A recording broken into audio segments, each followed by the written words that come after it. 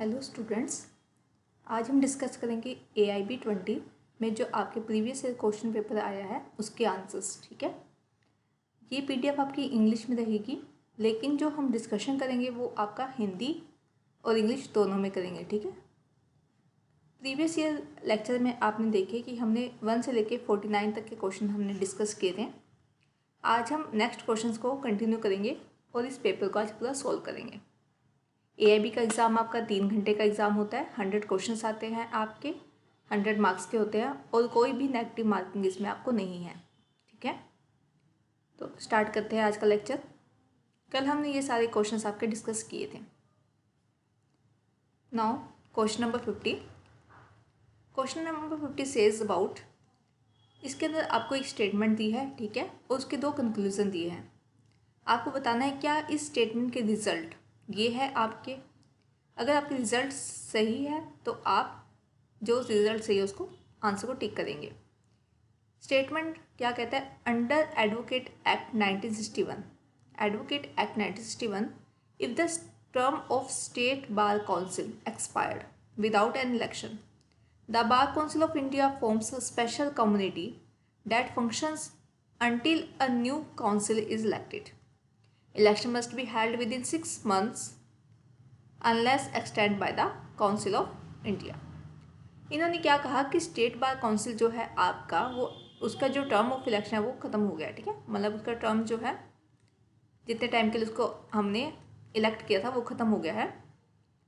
The bar council of India क्या कर सकते हैं? एक स्पेशल कम्युनिटी अब आपकी बना सकती है, जिसका काम क्या है कि वो नया काउंसिल आपका इलेक्ट करें, नया काउंसिल वो इलेक्ट करें, और इलेक्शन विद इन 6 मंथ आपके होंगे। ठीक है, अगर BCI bar council of India चाहे तो वो इस 6 मंथ के टर्म को इंक्रीज कर सकती है, बढ़ा सकती है, वरना 6 मंथ में आपको ऐसे इलेक्शन करवाने होंगे। तो इसका पहला रिजल्ट है आपका, the special community can held pending dispensaries disciplinaries matters of the state bar council. तो क्या स्पेशल कम्युनिटी जो है आपकी, कमेटी है आपकी, क्या वो हैंडल करेगी ऐसे मैटर्स को? ठीक है। सेकंड है आपका, the bar council of India may extend the 6 month period for holding election for a reason recorded. क्या जो 6 मंथ का वो एक्सटेंड करेगी टाइम पीरियड आपका, 6 मंथ का जो टाइम पीरियड वो इंक्रीज करेगी, तो क्या उसके लिए आपको रिटर्न में या रिकॉर्ड उसके जो है वो आपको रिकॉर्ड करने पड़ेंगे, जो इसकी रीजंस है उसका। ठीक है, तो इसका आंसर देखिए, सेकंड स्टेटमेंट तो वो देख के ही हमें पता लग रहा है कि सेकंड स्टेटमेंट आपकी एकदम सही है, इसमें कोई डाउट नहीं है। अब बात आती है इसकी, तो इन्होंने कहा कि क्या जो स्पेशल कम्युनिटी है आपकी वो ऐसे मैटर्स देखेगी। तो ऑप्शन है, क्या दोनों पहला कंक्लूजन आपका सही है, सिर्फ पहला सही है, क्या आपके दूसरा कंक्लूजन ठीक है, या फिर आपके दोनों कंक्लूजन ठीक है, और लास्ट है कि neither of the conclusion is right. तो स्टूडेंट इसका आंसर है ऑप्शन नंबर आपका C। ठीक है, तो ये दोनों कंक्लूजन आपके सही है। Option number C is talk about कि आपके दोनों कंक्लूजन ठीक है, कि जो ये कम्युनिटी बनेगी आपकी, कमेटी बनेगी आपकी, वो क्या करेगी, वो ऐसे मैटर्स भी देखेगी, और साथ में अगर वो 6 मंथ का टाइम एक्सटेंड करती है तो उसको वो रीज़न भी लिखना होगा। Next question number 51, statements. इसके अंदर आपको 2 स्टेटमेंट दी हुई है। ठीक है, आपको बताना है कौन सी स्टेटमेंट आपकी सही है।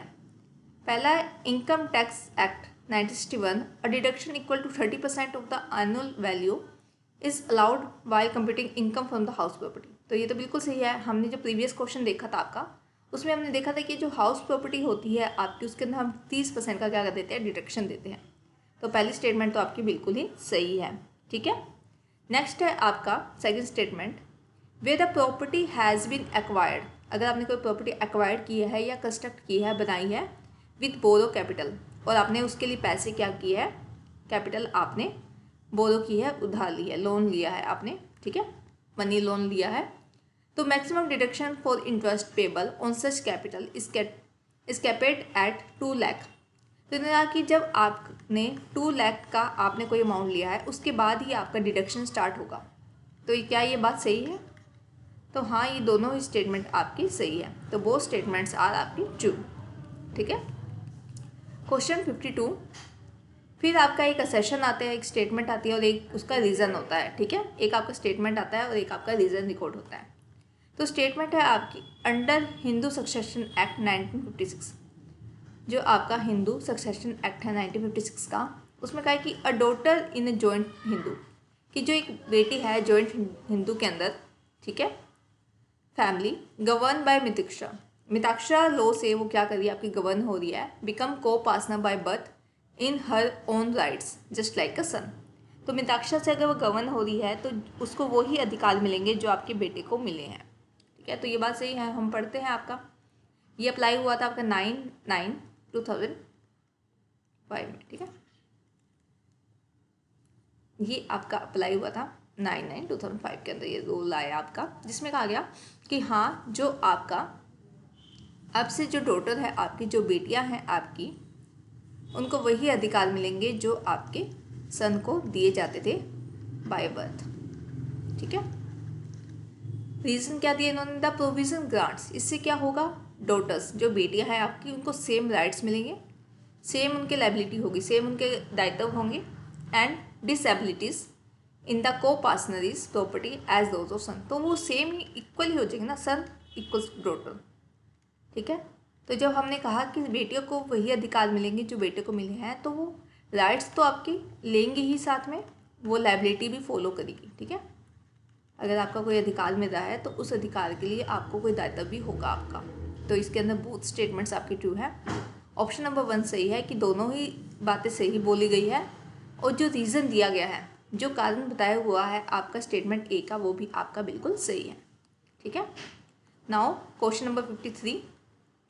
Question number 53 Indian contract act 1872 की बात करता है। An acceptor must be absolute, कि जो आपने एक्सेप्टेंस दी है, जो आपने सहमति दी है, जो आपने सहमति दी है वो बिल्कुल एब्सोल्यूट होनी चाहिए। ठीक है, अन एंड अनक्वालिफाइड, और वो अनक्वालिफाइड होनी चाहिए। ठीक है, what is the legal effective for offeree response introduce a new term, अगर ऑफरी ने क्या कर लिया, एक इंट्रोड्यूस कर लिया नया टर्म को, तो क्या आपका होगा। देखिए पहले आप सेक्शन नंबर 7 देखिए, इसका होता है section number 7 of Indian contract act. वो क्या कहता है कि जैसे एक पर्सन है ए, उसने कोई आपको ऑफ़र दिया बी को। ठीक है, उसने कोई ऑफ़र दिया बी को कि आप क्या करना, आप मुझे स्टडी कराना। ठीक है, इसने कहा कि आप मुझे स्टडी कराना AIB के लिए। ठीक है, आप मुझे स्टडी कराना AIB के लिए। ए ने कहा बी से, ऑफ़र दिया बी ने क्या कह दिया, बी की 2 ड्यूटी है, तो बी कहेगा कि ठीक है, ओके, मैं आपको करा दूंगा। ठीक है, इसने कोई अमाउंट बता दी, इसने कहा कि चलो आप में से 2000 रुपीज़ ले लेना, हाँ मुझे 2000 रुपीज़ ले लेना और मुझे आप स्टडी करा देना। बी ने कहा ठीक है, पहला ऑप्शन ये आता है, बी ने कहा ठीक है, मैं आपको 2000 रुपीज़ में स्टडी करा दूंगा। ठीक है, तो इसने क्या किया, इसने एक्सेप्टेंस की, और एक्सेप्टेंस ऐसे की कि इसने अपनी तरफ से कोई कंडीशन इस पर अप्लाई नहीं की। तो ये हो गया इसका एब्सोल्यूट, एकदम साफ स्पष्ट बात में बताया इसने कि हाँ मैं आपको पढ़ा दूंगा। तो इसने क्या किया, एब्सोल्यूट बताया, और अनक्वालिफाइड, अपनी साइड से इसने कोई भी कंडीशन इसके अंदर ऐड ऑन नहीं की। ठीक है, तो ये तो हो गया आपका सेक्शन नंबर 7 जो बात करता है। अब बी के पास दूसरा ऑप्शन क्या है, इसलिए कहेगा कि मैं आपको AIB पढ़ा दूंगा, पर मैं आपसे चार्ज करूंगा ₹3000। ठीक है, इसने खुद से क्या किया, काउंटर ऑफर दे दिया, इसको हम कहते हैं काउंटर ऑफर, कि हम आपको एक ऑफर, इसने खुद ने अपनी साइड से दिया, इसने अपनी साइड से एक और ऑफर दिया, तो हमने कहा इसने क्या किया, काउंटर ऑफर दिया। तो जो इसने काउंटर ऑफर दिया उससे क्या होगा, उससे जो ओरिजिनल ऑफर था आपका 2000 वाला, वो क्या हो गया, कैंसिल हो गया। ठीक है, तो जो ये ओरिजिनल ऑफर था आपका 2000 वाला, वो कैंसिल हो गया, और एक नया ऑफर आपका इंट्रोड्यूस हो गया, इंट्रोड्यूस अ न्यू ऑफर। ठीक है, न्यू ऑफर। तो ऐसा होने से क्या हुआ कि आपकी जो सेक्शन नंबर 7 है, आपका जो सेक्शन नंबर 7 है, उसकी जो टर्म और कंडीशन है कि एब्सोल्यूट होना चाहिए एक आपका, और एक आपका अनक्वालिफाइड होना चाहिए, वो क्या हो गया, कैंसिल हो गया दोनों। ठीक है, तो इस क्वेश्चन में आपसे यही पूछा गया है, इस क्वेश्चन में आपसे यही पूछा गया है कि क्या, एक सेकंड मैं इसको क्लियर कर दूं,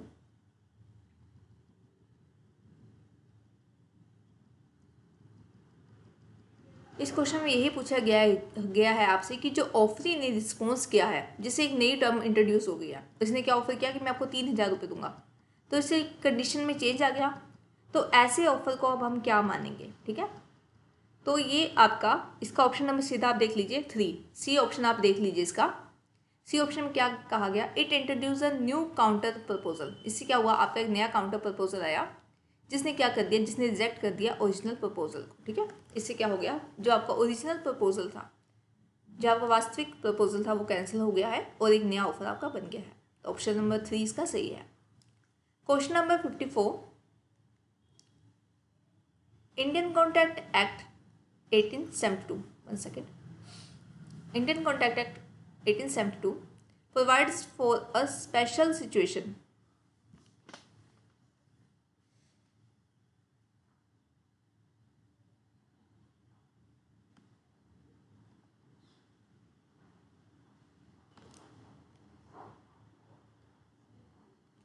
Indian Contract Act 1872 provides for a special situation where an agreement without consideration is not void, ठीक है।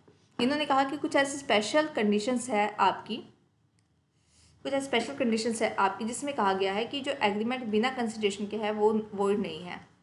तो what are the following is valid respect act of the consideration, ठीक है। तो इसके अंदर आप देखना, इसके अंदर बात करते हैं जब हम क्या करते हैं, कोई कॉन्ट्रैक्ट आपने किया, कोई कॉन्ट्रैक्ट आपने ऐसा किया जिसमें आपका कंसिडरेशन नहीं दिया, आपने प्रतिफल उसका कोई नहीं दिया। तो जनरल वर्ड में अगर हम देखें, जनरल लॉ आपका क्या कहता है कि अगर आपने कोई कॉन्ट्रैक्ट किया है, कोई संविदा की है जिसमें आपने कोई प्रतिफल नहीं दिया, तो ऐसी संविदा आपकी वॉइड हो जाती है, ऐसी संविदा आपकी वॉइड हो जाती है। लेकिन इसका एक स्पेशल प्रोविज़न है, स्पेशल प्रोविज़न आप अपना बेयर एक्ट निकालना, उसमें आप देखना सेक्शन नंबर 25, ठीक है।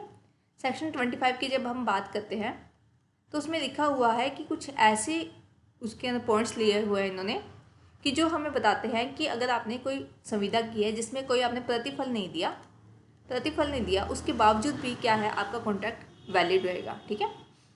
तो वो कौन से है, पहला है इन्होंने ओरल प्रोमिस। आपने कोई एक ओरल प्रोमिस किया ए से, और प्रोमिस करके आपने क्या कहा, आपने ए से कोई प्रोमिस किया कि हम आपको पेमेंट देंगे, कितनी, हम आपको पेमेंट देंगे बी को 5000 रुपीज़ की, ठीक है, for service of voluntary render last month. जो आपने वॉलंटरीली जो हमें काम दिया उसके लिए हम आपको क्या करेंगे, सर्विस देंगे। तो ये बिल्कुल सही है, ठीक है। अगर मैंने कोई काम खुद की इच्छा से किया है, स्वे इच्छा से किया है, बिना किसी दबाव के किया है, वॉलंटरीली किया है, ठीक है, तो उसके लिए अगर कोई मुझे पेमेंट दे रहा है तो वो मैं पेमेंट ले सकती हूँ, ठीक है। क्योंकि देखो ऐसा कॉन्ट्रैक्ट क्या होता है, हमेशा आपका वॉइड होता है, मतलब कि ऐसा कॉन्ट्रैक्ट आपका वैलिड है अगर आप खुद की इच्छा से कोई काम करते हैं, ठीक है। तो ये आपका वैलिड हो गया। फिर है a written and registered promise by an husband out of natural love and affection to transfer property to his wife. एक पर्सन है, एक हस्बैंड है, उसने अपनी वाइफ को क्या कहा, लव अफेक्शन में कहा कि मैं आपको अपनी जो जितनी भी मेरी प्रॉपर्टी है उसको क्या कर दूंगा, मैं आपको ट्रांसफ़र कर दूंगा, ठीक है। और कैसे कहा उसने, लव अफेक्शन में कहा, बिना किसी दबाव के कहा। तो जब ऐसा प्रतिफल आपका हुआ, क्या उनके बीच में कोई कंसिडरेशन गया, कोई आपने उसके लिए क्या बोलते हैं, आपने उसके लिए कोई प्रतिफल दिया, आपने कोई प्रतिफल नहीं दिया उसके लिए, फिर भी हमारा ऐसा कॉन्ट्रैक्ट क्या है, वैलिड है। वैलिड क्यों है, क्योंकि हमने ये चीज़ आपकी दी है लव और अफेक्शन में, ठीक है। तो ये चीज़ हमने आपके लव और अफेक्शन में दिया, तो ये भी आपका वैलिड हो जाएगा। स्टूडेंट इसका आंसर ए एंड बी दोनों है, ठीक है। और ये क्वेश्चन AI भी ने हटा दिया था बाद में, क्योंकि इसका आंसर दोनों ही आ रहा था जल्दी। तो यहाँ पे भी आपका कोई क्या नहीं लगा, कोई भी आपका कंसिडरेशन नहीं लगा, उसके बावजूद भी आपका कॉन्ट्रैक्ट क्या हो गया है, वैलिड हो गया है, ठीक है। नेक्स्ट है a promise to subscribe 1 lakh to a public charity fund, ठीक है। उसने प्रोमिस किया कि मैं आपको 1 लाख रुपीज़ दूंगा। तो ये तो आपका कोई भी, ये तो आपका पहली बात है, कोई कॉन्ट्रैक्ट भी नहीं बना, ठीक है, ना कोई एग्रीमेंट हुआ है। नेक्स्ट है a promise made by a minor. देखो प्रोमिस किसने किया, माइनर ने किया, अपॉन अटेंडिंग मेच्योरिटी, की मेच्योरिटी के आने के बाद मैं आपका डेट दे दूंगा ड्यूरिंग हिज मेच्योरिटी, ठीक है। माइनॉरिटी, जो उसने माइनॉरिटी में डेट लिया है वो आपको मैं मेजर होने पे दे दूंगा। तो ऐसे टाइप का कोई भी आपका प्रोमिस वैलिड नहीं है। तो 54 का आंसर क्या है आपका, A and B. Next question number 55, in context of delegated legislature, ठीक है।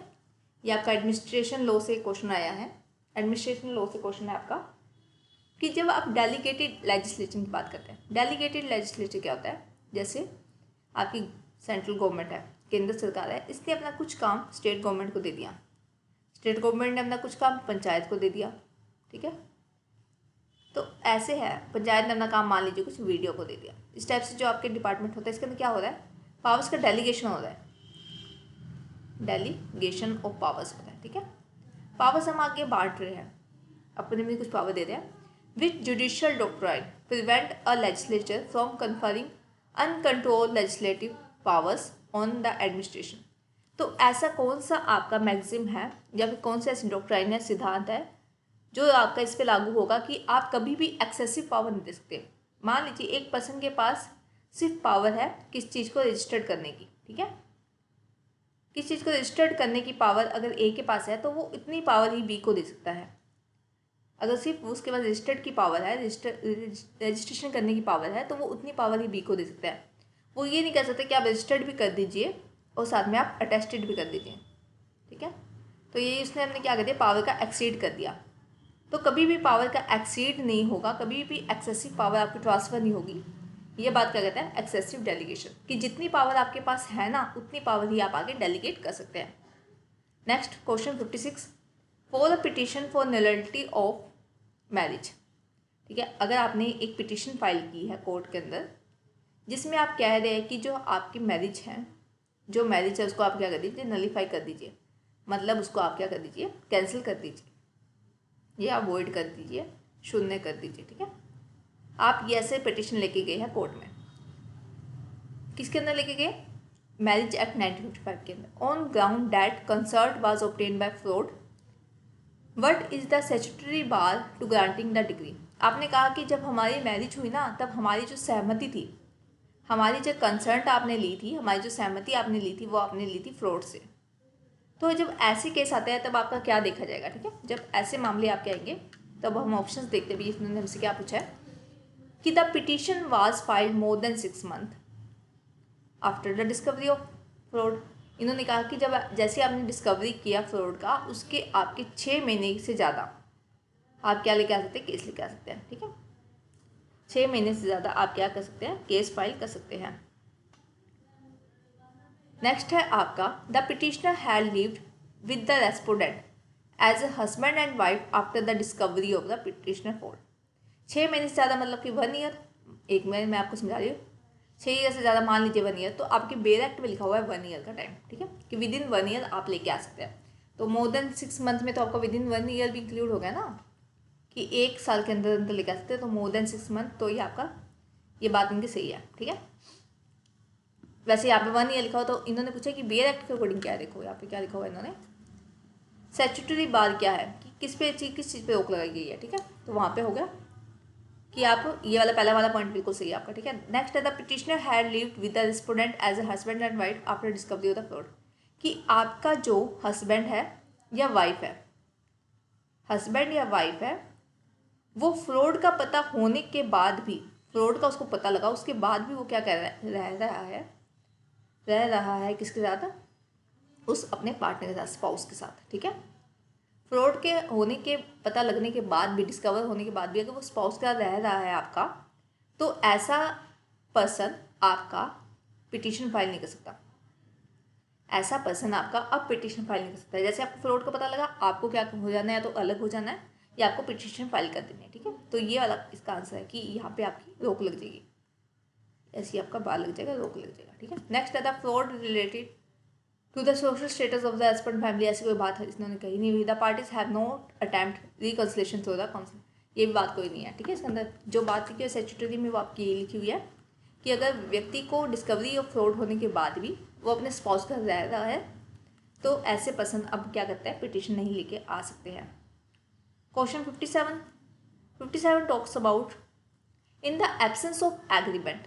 अगर मान लीजिए कोई एग्रीमेंट आपका एब्सेंट है, आपके पास कोई एग्रीमेंट ही नहीं है, ठीक है, उसके बाद क्या है, बिटवीन द पार्टीज कोई एग्रीमेंट नहीं हुआ पार्टीज के साथ, the arbitration proceeding are said to have commence under section 21 of arbitration and conciliation act 1996। तो क्या उसके बाद भी क्या आपके पास कोई एग्रीमेंट नहीं है, ठीक है, पक्षकारों के बीच किसी समझौते के अभाव में, ठीक है, समझौते का अभाव है आपका, उसके बाद क्या, मदस्यम और सुलह अधिनियम 1996 की धारा 21 के अंतर्गत क्या वो ऐसी कार्रवाई ला सकते हैं? तो इसके अंदर आंसर है आपका, on the date of the request for preferred is received by the respondent. तो जिस दिन उसने रिक्वेस्ट की है ना ऐसी, उस दिन के बाद से वो क्या कर सकता है, ऐसा मामला लेके आ सकता है। सेक्शन 21 आप निकालेंगे, सीधी सीधी बात है। तो कब से इसको चालू माना जाएगा? ठीक है, तो जैसे उसने रिक्वेस्ट की आपकी, वैसे इसको कमेंस माना जाएगा, चालू माना जाएगा। अगर कोई एग्रीमेंट नहीं है तो जब वो पार्टीज के अंदर, जब वो उस पर्सन ने जिस दिन रिक्वेस्ट की आपकी, ठीक है, और वो रिक्वेस्ट को अगर रिसीव हो गया रेस्पोंडेंट के द्वारा, तब आपका मान लिया जाएगा कि आपका आर्बिट्रेशन के अंदर मामला स्टार्ट हो गया है। Next question number 58, which of the following, ठीक है, विच of the following public interest litigation expand Article 21 of the Indian Constitution to include the right to enjoyment of pollution-free water and air। तो इनमें से कौन सा ऐसा मामला है आपका जो इस बारे में बात करता है कि हर व्यक्ति के पास, हर पर्सन के पास आपका right to enjoy pollution free water and air है, मतलब कि पोल्यूशन फ्री, ठीक है, पोल्यूशन फ्री आपका राइट है कि अगर उसको वाटर यूज़ करना है तो उसको पोल्यूशन फ्री मिले और एयर मिले, वो भी आपका पोल्यूशन फ्री मिले। तो इसमें कौन सा मामला आया आपका? तो डायरेक्टली आप आंसर लगा लीजिए इसका, Subhash Kumar versus state of Bihar, ठीक है, 1991 का केस है ये आपका, जो इस बारे में बात करता है। Next question number 59। अब देखिए ये सारे MC Mehta versus union of India, union of India, union of India. तो अपने को इसके अंदर सिर्फ इसका ईयर इन्होंने पूछा है हमने से, ठीक है। विच PIL, कौन सी PIL का रिजल्ट ये आया कि सुप्रीम कोर्ट ऑफ इंडिया ने कहा, सुप्रीम कोर्ट ऑफ इंडिया ने क्या किया आपका, एक इंट्रोड्यूस किया एब्सोल्यूट लायबिलिटी।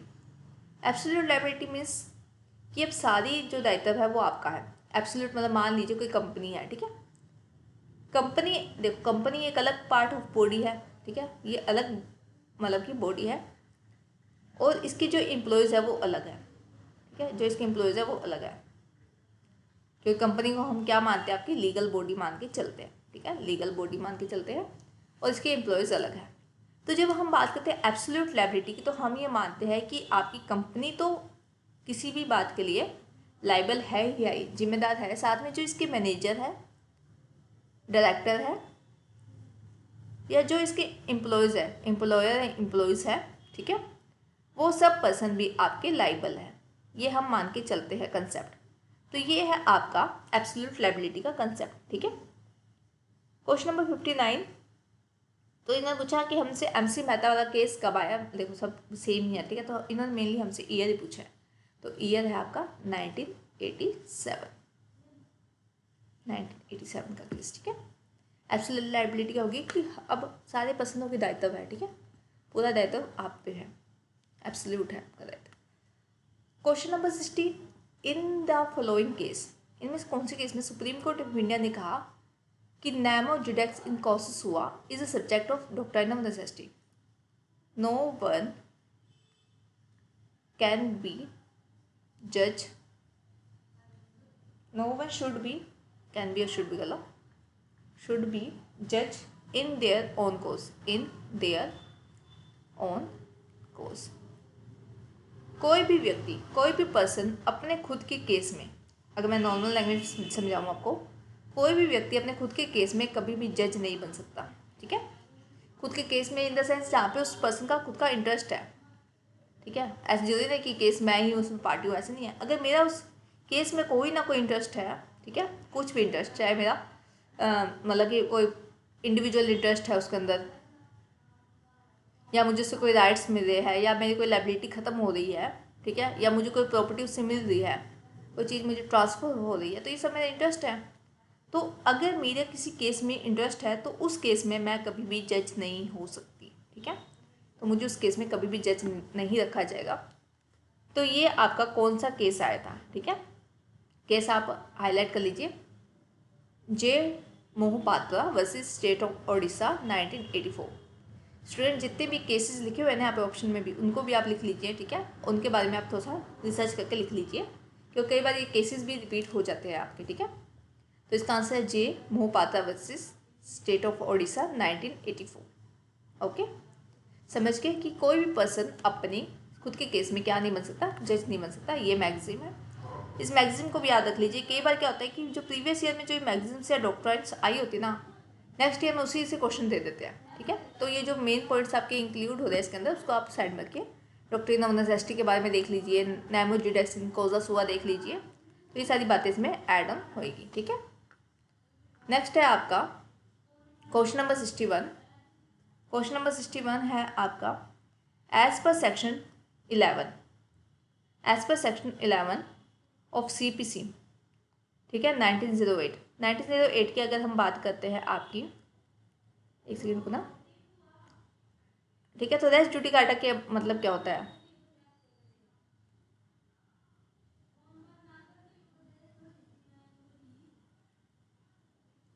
ठीक है, रेस जुडिकाटा का क्या मतलब होता है? On subsequent suit the former suit must satisfy the following condition.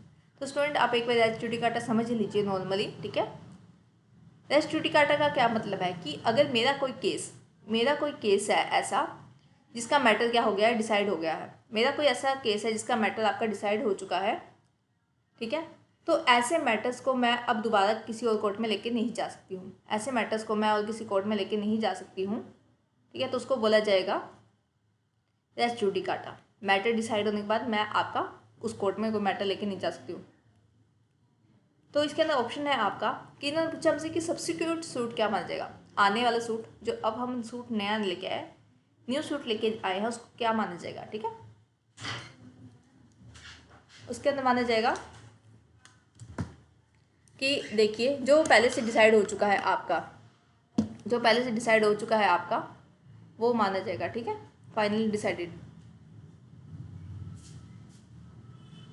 उसके बाद है can be suit instituted prior to the subsequent suit. तो क्या ऐसे सूट आपके पहले से डिसाइड हो चुके हैं? देखिए दोबारा समझिए क्वेश्चन, एक सेकेंड। क्वेश्चन नंबर 61 क्या कहता है आपका? क्वेश्चन नंबर 61 ये कहता है कि रेस जुडिकाटा आपका क्या होता है। रेस जुडिकाटा का मतलब हमने समझा कि अब हम न्यू सूट नहीं लेके आ सकते अगर आपका ऑलरेडी जो पुराना सूट है, ओल्ड सूट है, वो आपका डिसाइड हो गया है। ठीक है, अगर आपने पुराना सूट आपका डिसाइड हो चुका है तो उसके लिए अब हम नया सूट नहीं लेके आ सकते। पार्टी सेम है, अगर आपकी सेम कोज ऑफ एक्शन पे है, तो अब हम आपका नया मैटर नहीं लेके आ सकते हैं। ठीक है, फिर इन्होंने पूछा हमसे कि जो आपका सब्सिक्वेंट सूट की बात होती है इसके अंदर, मतलब न्यू सूट की जो बात हुई आपकी, और जो ओल्ड सूट की बात है, उससे आप क्या समझते हैं? ओल्ड सूट क्या होता है, न्यू सूट क्या होता है? तो पहला है कि क्या सूट वो है, वाद वो है जो कि पहले से डिसाइड हो चुका है। तो हाँ, मैंने आपको बताया ना कि जो फाइनली डिसाइड हो गया है आपका, वो आपका ओल्ड सूट माना जाएगा। ठीक है, तो ये बात आपकी सही है। सेक्शन नंबर 11 निकालेंगे तो एज इट इज़ लिखा हुआ मिल जाएगा। क्या ये वो सूट है जो पहले आपका फाइल हुआ है? नहीं, चाहे फाइल पहले ए सूट हुआ हो, चाहे पहले बी सूट हुआ हो। ठीक है, फाइल चाहे पहले कोई भी हुआ हो, लेकिन जो पहले डिसाइड हुआ है ना, जो केस पहले आपका डिसाइड हुआ है, उसी केस को हम मान के चलेंगे कि वो हमारा फॉर्मर केस है या प्रायर केस है। ठीक है, उसी को हम मान के चलेंगे कि वही केस हमारा ओल्ड है। जो पहले डिसाइड हुआ वही हमारा ओल्ड केस बन गया। तो इससे मैटर नहीं करता वो कब आपका इंट्रोड्यूस हुआ है। ठीक है, नेक्स्ट है relate to the same matter directly और subsequently in issue is the subsequent suit. आपका मैटर सेम होना चाहिए। मैंने कहा था आपका मैटर जो है वो सेम होना चाहिए, तो हाँ, मैटर आपका सेम होना चाहिए। पार्टीज आपकी सेम होनी चाहिए, सेम कोज ऑफ एक्शन पे होना चाहिए, और पार्टीज भी आपकी सेम होनी चाहिए, तभी हम मानेंगे कि वही आप सेम सूट लेके आ गए हैं। तो ऑप्शन 1, 3 एंड 4, ऑप्शन 1, 3 एंड 4 इसका आंसर आपका बनेगा। Okay, now question number 62। Question number 62, इसके अंदर भी देखिए स्टूडेंट आपको 3 स्टेटमेंट दी है, जिसमें से आपको बताना है कौन सा आंसर आपका सही है। Where the degree is for the payment of money. जब आपकी कोई डिग्री है, ऐसी कोई कोर्ट का ऑर्डर आया है, निर्देश आया है कि आपकी जो डिग्री है वो क्या है, पेमेंट ऑफ मनी की है, कि आपको कुछ मनी आपको पे करनी है। ठीक है, पार्टी को आपको कुछ मनी पे करनी है। Execution bye detention in prison shall not be order unless the court settlement. तो अब मान लीजिए आप एक पर्सन है ए, इस पर्सन को कोई पेमेंट करनी है, ऑफ मनी, कुछ मनी देना है इसको बी को, ठीक है। तो हम ए को कब आपका सिविल प्रिजन में डाल सकते हैं? तो देखो मान लो इसने पेमेंट कर दी तो हम क्यों डालेंगे? इसने पेमेंट कर दी तो हम तो नहीं डालेंगे इसको, क्योंकि हमारा क्या था, हमें सिर्फ इससे पेमेंट लेनी थी। अगर इसने पेमेंट नहीं की है तो हमारे पास एक अधिकार है, ठीक है, तो हम इसको सिविल प्रिजन में डाल सकते हैं। तो इन्होंने कहा, क्या कहा कि जब आप किसी पर्सन को प्रिजन में डाल दिया, सिविल पर्सन लिखते हैं ना मैं यहाँ पे, जब हम किसी पर्सन को सिविल प्रिजन में डाल रहे हैं तो सिविल प्रिजन में डाल रहे हैं तो वहाँ कोर्ट क्या देखेगा? The judgment debtor is likely to abscond और लीव द जुडिक्शन। हाँ, हमें लगता है कि जो आपका जजमेंट डेटर है जिसके खिलाफ डिक्री आई है वो क्षेत्राधिकार छोड़ के चला जाएगा, तब हम उसको क्या करेंगे? प्रिजन में डाल देंगे। Judgment debtor has dishonestly transfer property before the suit. देखो सूट लाने से पहले उसने क्या कर दिया? अपनी प्रॉपर्टी को ट्रांसफ़र कर दिया, ठीक है, प्रॉपर्टी उसने क्या कर दी? ट्रांसफ़र कर दी। तो अब हम क्यों करेंगे? ये मैटर तो हमें पहले देखना चाहिए था, ये मैटर तो हमें क्या देखना चाहिए था? सूट के दौरान देखना चाहिए था। तो सूट लाने से पहले किसी ने कोई प्रॉपर्टी ट्रांसफ़र की है तो अब हम उसको इंक्लूड नहीं करेंगे, ठीक है, तो उसके लिए अब हम उसको जेल में नहीं डालेंगे। The decree is for the sum for which the judgment debtor was fiduciary capacity to accounts. देखिए, अगर कोई डिक्री ऐसी है जिसका जजमेंट डेटर के पास क्या है? फिड्यूशरी कैपेसिटी है। फिड्यूशरी मतलब फाइनेंशियल कैपेसिटी उसकी बनती है कि उसे पेमेंट करनी है, ठीक है। तो ऐसी सम ऑफ डिक्री के लिए अगर हमें क्या करना है, उसको मतलब कि बाउंड करना है, तो हम उसको सिविल प्रिजन में डाल सकते हैं, नॉर्मल बात होगी। थर्ड, जजमेंट डेटर हैज़ और had the means to pay substance amount but neglect to pay. उसके पास क्या है? उसको देखो, एक तो हैज़ है, हैड द मीन्स, उसके पास ऐसे आपके मीन्स है, मीन्स मतलब उसके मान लो लैंड है, उसके पास या तो लैंड है, क्या, जिसके पास कोई और मीन्स है, उसके पास ऐसी ज्वेलरी पड़ी है, ठीक है, बस ज्वेलरी को हम करते नहीं है पर ठीक है, कोई ज्वेलरी है इसके अंदर, तो ऐसी चीज़ उसके पास है कि उसके पास मीन्स है कि वो इनको बेच के हमारी पेमेंट कर सकता है। उसके बाद भी वो क्या कर रहा है? पेमेंट नहीं कर रहा है अगर आपका, तो ऐसे मामले में हम क्या करेंगे? उसको सिविल प्रिजन में आपके डाल सकते हैं, नॉर्मल कंसेप्ट, ठीक है। सेक्शन क्या था ये आपका? सेक्शन क्वेश्चन था ये आपका 62, ठीक है। नेक्स्ट है आपका question number 63। As per CPC 1908 a decree ex parte can be set aside. मान लीजिए एक पक्षीय ऐसे नहीं, पक्षीय जो भी दे लीजिए, एक पार्टी डिसीजन आपका आ गया है, ठीक है, एक पक्षीय डिसीजन अगर आपका आ गया है तो उस चीज़ को हम क्या कर सकते हैं? आपका सेट असाइड कर सकते हैं, उसको हम कैंसिल आउट कर सकते हैं, ठीक है, उस चीज़ को हम कैंसिल कर सकते हैं। तो हम कब कर सकते हैं? The summon was not duly served, ठीक है, क्या हुआ? ए ने भेजा समन बी को, बुलावा भेजा बी को, और ये यहाँ पे सर्व भी नहीं हुआ, बी के पास पहुँचा ही नहीं। तो बी के पास जब पहुँचा नहीं तो वो कोर्ट में आया नहीं, उसको पता नहीं था कि कोर्ट में आना है इस डेट को, और वो कोर्ट में आया नहीं, तो क्या होगा? इसके खिलाफ हो गया एक्स पार्टी डिक्री आ गई, भाई ये कोर्ट में नहीं आया, तो जज ने क्या किया? जजमेंट सुना दिया। तो बी कह सकता है कि सर मुझे तो क्या हुआ था, वो आपका समन तो मिला ही नहीं था, तो मैं कैसे आऊँ, ठीक है। उसने अगर वो ऑब्जेक्शन उठाया है तो हाँ ये सही बात है ना आपकी, तो इस ग्राउंड पे क्या कर सकते हैं हम? आपके ऐसी डिग्री को सेट असाइड कर सकते हैं, ठीक है। सेकंड क्या है? Defendant was prevent by sufficient cause from appearing when suit was called up. Second है कि डिफेंडेंट ऐसा है आपका जिसके पास कोई कारण है, ठीक है, इसके पास कोई कॉज है कि क्या हो जाए आपका, ऐसा कोई कॉज है इसके पास कि वो क्यों नहीं आ पाया, ठीक है। जब इसके पास कोई सफिशिएंट रीज़न है तो क्या करेंगे? हम उसको एक्स पार्टे कर देंगे। जैसे बोला कि क्या हुआ कि मेरी तो मतलब फैमिली में कोई पर्सन बहुत ज़्यादा बीमार था और मैं अकेला ही था उसको मतलब कि हॉस्पिटल ले जाने के लिए, तो मैं नहीं आ पाया, ठीक है, या फिर कुछ ऐसी चीज़ हो गई है कि मैं आने में असक्षम हो गया, तो क्या कर देंगे? आपका एक्स पार्टी डिग्री को हटा दिया जाएगा, ठीक है। नेक्स्ट है there is irregularity in summon through dependent had notice of hearing. देखिए क्या हुआ कि समन क्या हुआ? पहुंचा ही नहीं, कुछ चीज़ के कारण जो समन था वो आपका डिपेंडेंट के पास नहीं पहुंचा, डिपेंडेंट के पास पहुंचा, लेकिन डिपेंडेंट को नॉलेज थी, डिपेंडेंट को इस बात का नॉलेज था या नोटिस था कि आपको इस दिन इस डेट पे क्या करना है? कोर्ट में आना है, इसके पास नोटिस था, इसको पता था कि मान लीजिए जिस दिन बुलाया इसको उस दिन ये कोर्ट में ही था, उस दिन कोर्ट में प्रेजेंट था, तो उसको पता था कि मुझे इस डेट को क्या आता है कोर्ट में आना है। लेकिन क्या ग्राउंड लिया कि सर मेरे पास तो समन आया ही नहीं। तो जब आपके पास नॉलेज थी, आपके पास नोटिस था हियरिंग डेट का, तो आपको समन की तो कोई जरूरत ही नहीं थी। ठीक है, आपको जब पता था तो ये तो ग्राउंड इसके अंदर नहीं लेंगे। Without notice being served on the opposite party, बिना नोटिस के आपने क्या कर दिया अपोजिट पार्टी को, without notice being served on the opposite party, बिना किसी नोटिस के आपने क्या कर दिया एक्स पार्टी ऑर्डर दे दिया, नहीं sorry without notice being served of opposite party, विरोधी पक्ष को सूचना तामील किए बिना। तो ये तो ग्राउंड होना चाहिए ना आपका एक्स पार्टी का।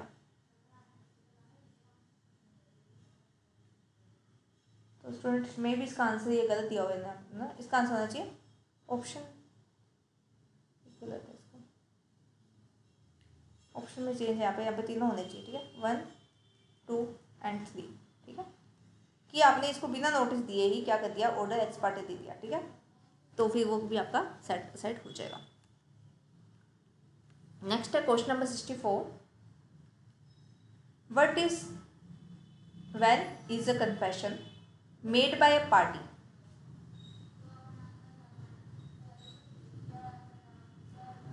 when a confession made by a party in police custody admissible। देखिए, जब आप कन्फेशन करते हैं किसी भी पुलिस ऑफिसर के सामने पुलिस कस्टडी में, आपने क्या किया, कोई कन्फेशन किया, आपने मान लिया कि ये अपराध आपने किया है, कोई भी आपने कन्फेशन किया है पुलिस कस्टडी में, तो जनरल रूल है आपका कि ऐसा जो आपका कन्फेशन होगा वो आपका इनवैलिड होगा। ठीक है, उसे हम स्वीकार नहीं करेंगे, इनएडमिसिबल है, उसे कोर्ट में आपका स्वीकार नहीं किया जाएगा। लेकिन कुछ कंडीशंस है ऐसी आपकी जिसके अंदर हम मानते हैं कि अगर आप कन्फेशन पुलिस कस्टडी में भी किया हुआ है ना, पुलिस कस्टडी में भी अगर आपने कोई कन्फेशन किया है तो इन मामलों में वो कन्फेशन आपका स्वीकार होगा। तो वो कौन कौन से ग्राउंड से आपके, देखिए मैं यहाँ लिख देती हूँ।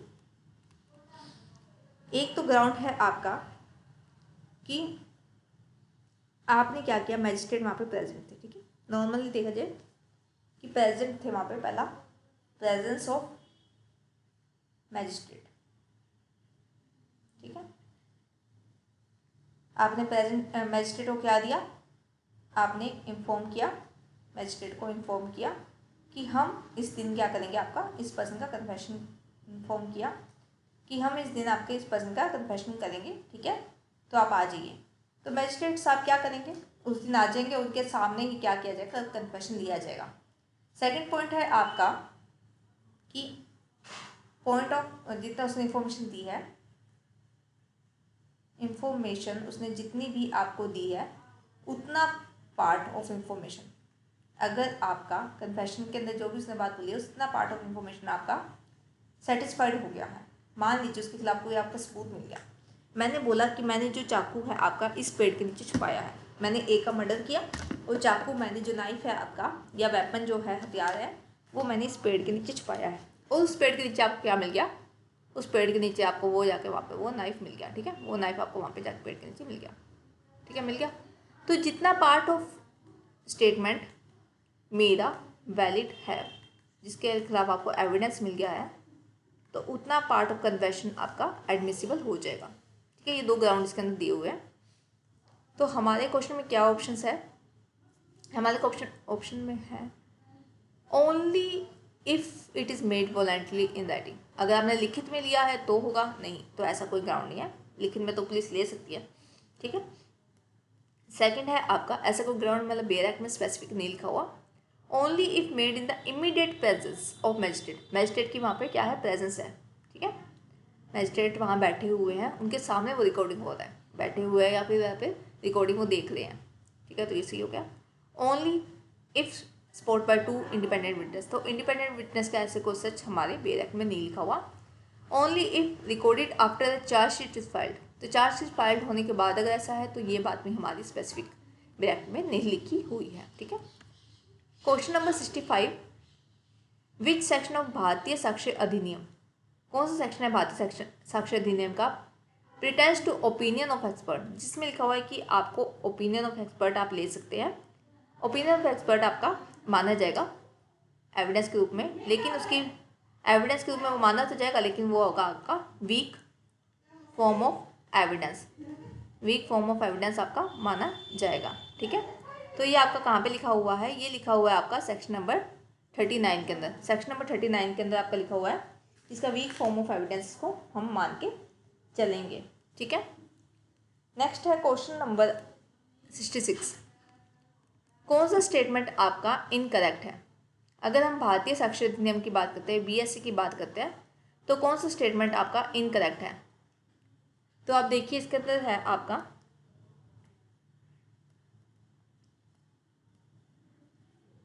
ये सीधा ये देख लेते हैं कि ये आपका इनकरेक्ट है। ठीक है, पहला है ए कॉन्टैक्ट्स इन राइटिंग। ए ने लिखित में बी से कॉन्टैक्ट किया for delivery of Indigo upon certain terms, कि हम आपको नील देंगे। नील वो होती है जो पहले खेती की जाती थी नील की, इंडिगो की। ठीक है, वो हम आपको देंगे। The contract mention the fact that B has paid A the price of other indigo contract for verbally on an other occasion. Oral evidence is offered to the non-payment when the made for the other when the evidence is admissible. इसने कहा कि sir जो हमने आपसे previously या जो previously आपसे लिए हो या किसी से हमने जो इंडिगो लिया था पहले, उसके लिए जो हमने प्राइस पे किया ना, वही प्राइस हम आपको पे कर देंगे इसके लिए। ठीक है, तो oral evidence is offered that no payment was made for other indigo. तो आप ऐसा एविडेंस दे सकते हैं, ओरल एविडेंस आप दे सकते हैं कि सर ऐसी कोई पेमेंट पहले हुई ही नहीं थी। ठीक है, तो इसकी तो ये आपका एडमिसिबल है, ये आपके एग्जाम्पल में लिखा हुआ है। ठीक है, नेक्स्ट है आपका option number 2, B agrees absolutely in writing. उसने क्या लिखा? पूरा लिखित में लिखा टू पे बी 1000 रुपीज़ ऑन 1 मार्च 2023 में हम आपको क्या करेंगे? 1,1000 रुपीज़ देंगे। The fact that at same time an oral agreement was made that money should not be paid till 31st March 2023 cannot be proved, कि उसी टाइम पे सेम टाइम पे उसने क्या कर दिया? आपका ये ओरल एग्रीमेंट कर लिया है कि आपने अगर उसने पेमेंट नहीं की तो ये प्रूफ हो जाएगा। ठीक है, अगर आपने बाई चांस कोई पेमेंट नहीं की 31 मार्च तक, तो ये आपका प्रूफ मान लिया जाएगा। तो ऐसे कोई ये नहीं होता है। ठीक है, इस टाइप का कोई भी आपके स्टेटमेंट नहीं है भारतीय साक्षर अधिनियम में। नेक्स्ट है A enter into written contract with B to work certain mines. इसने क्या कहा? ए ने कहा कि आप बी को बोला कि आप किसी एक पर्टिकुलर माइन में, खदान में आके आप काम कीजिए। द प्रॉपर्टी ऑफ बी, जो कि बी की प्रॉपर्टी है। ठीक है, नहीं, the property of B upon certain terms. A was induce to do so by misrepresentation B as they own value the fact may be prove. तो A ने क्या किया? मिस रिप्रेजेंट करके क्या किया? ए ने मिस रिप्रेजेंट करके B से कॉन्टैक्ट किया है। तो जब आपने मिस रिप्रेजेंटेशन की है, ठीक है, तो इसके लिए आप क्या कर सकते हैं? फैक्ट दे सकते हैं।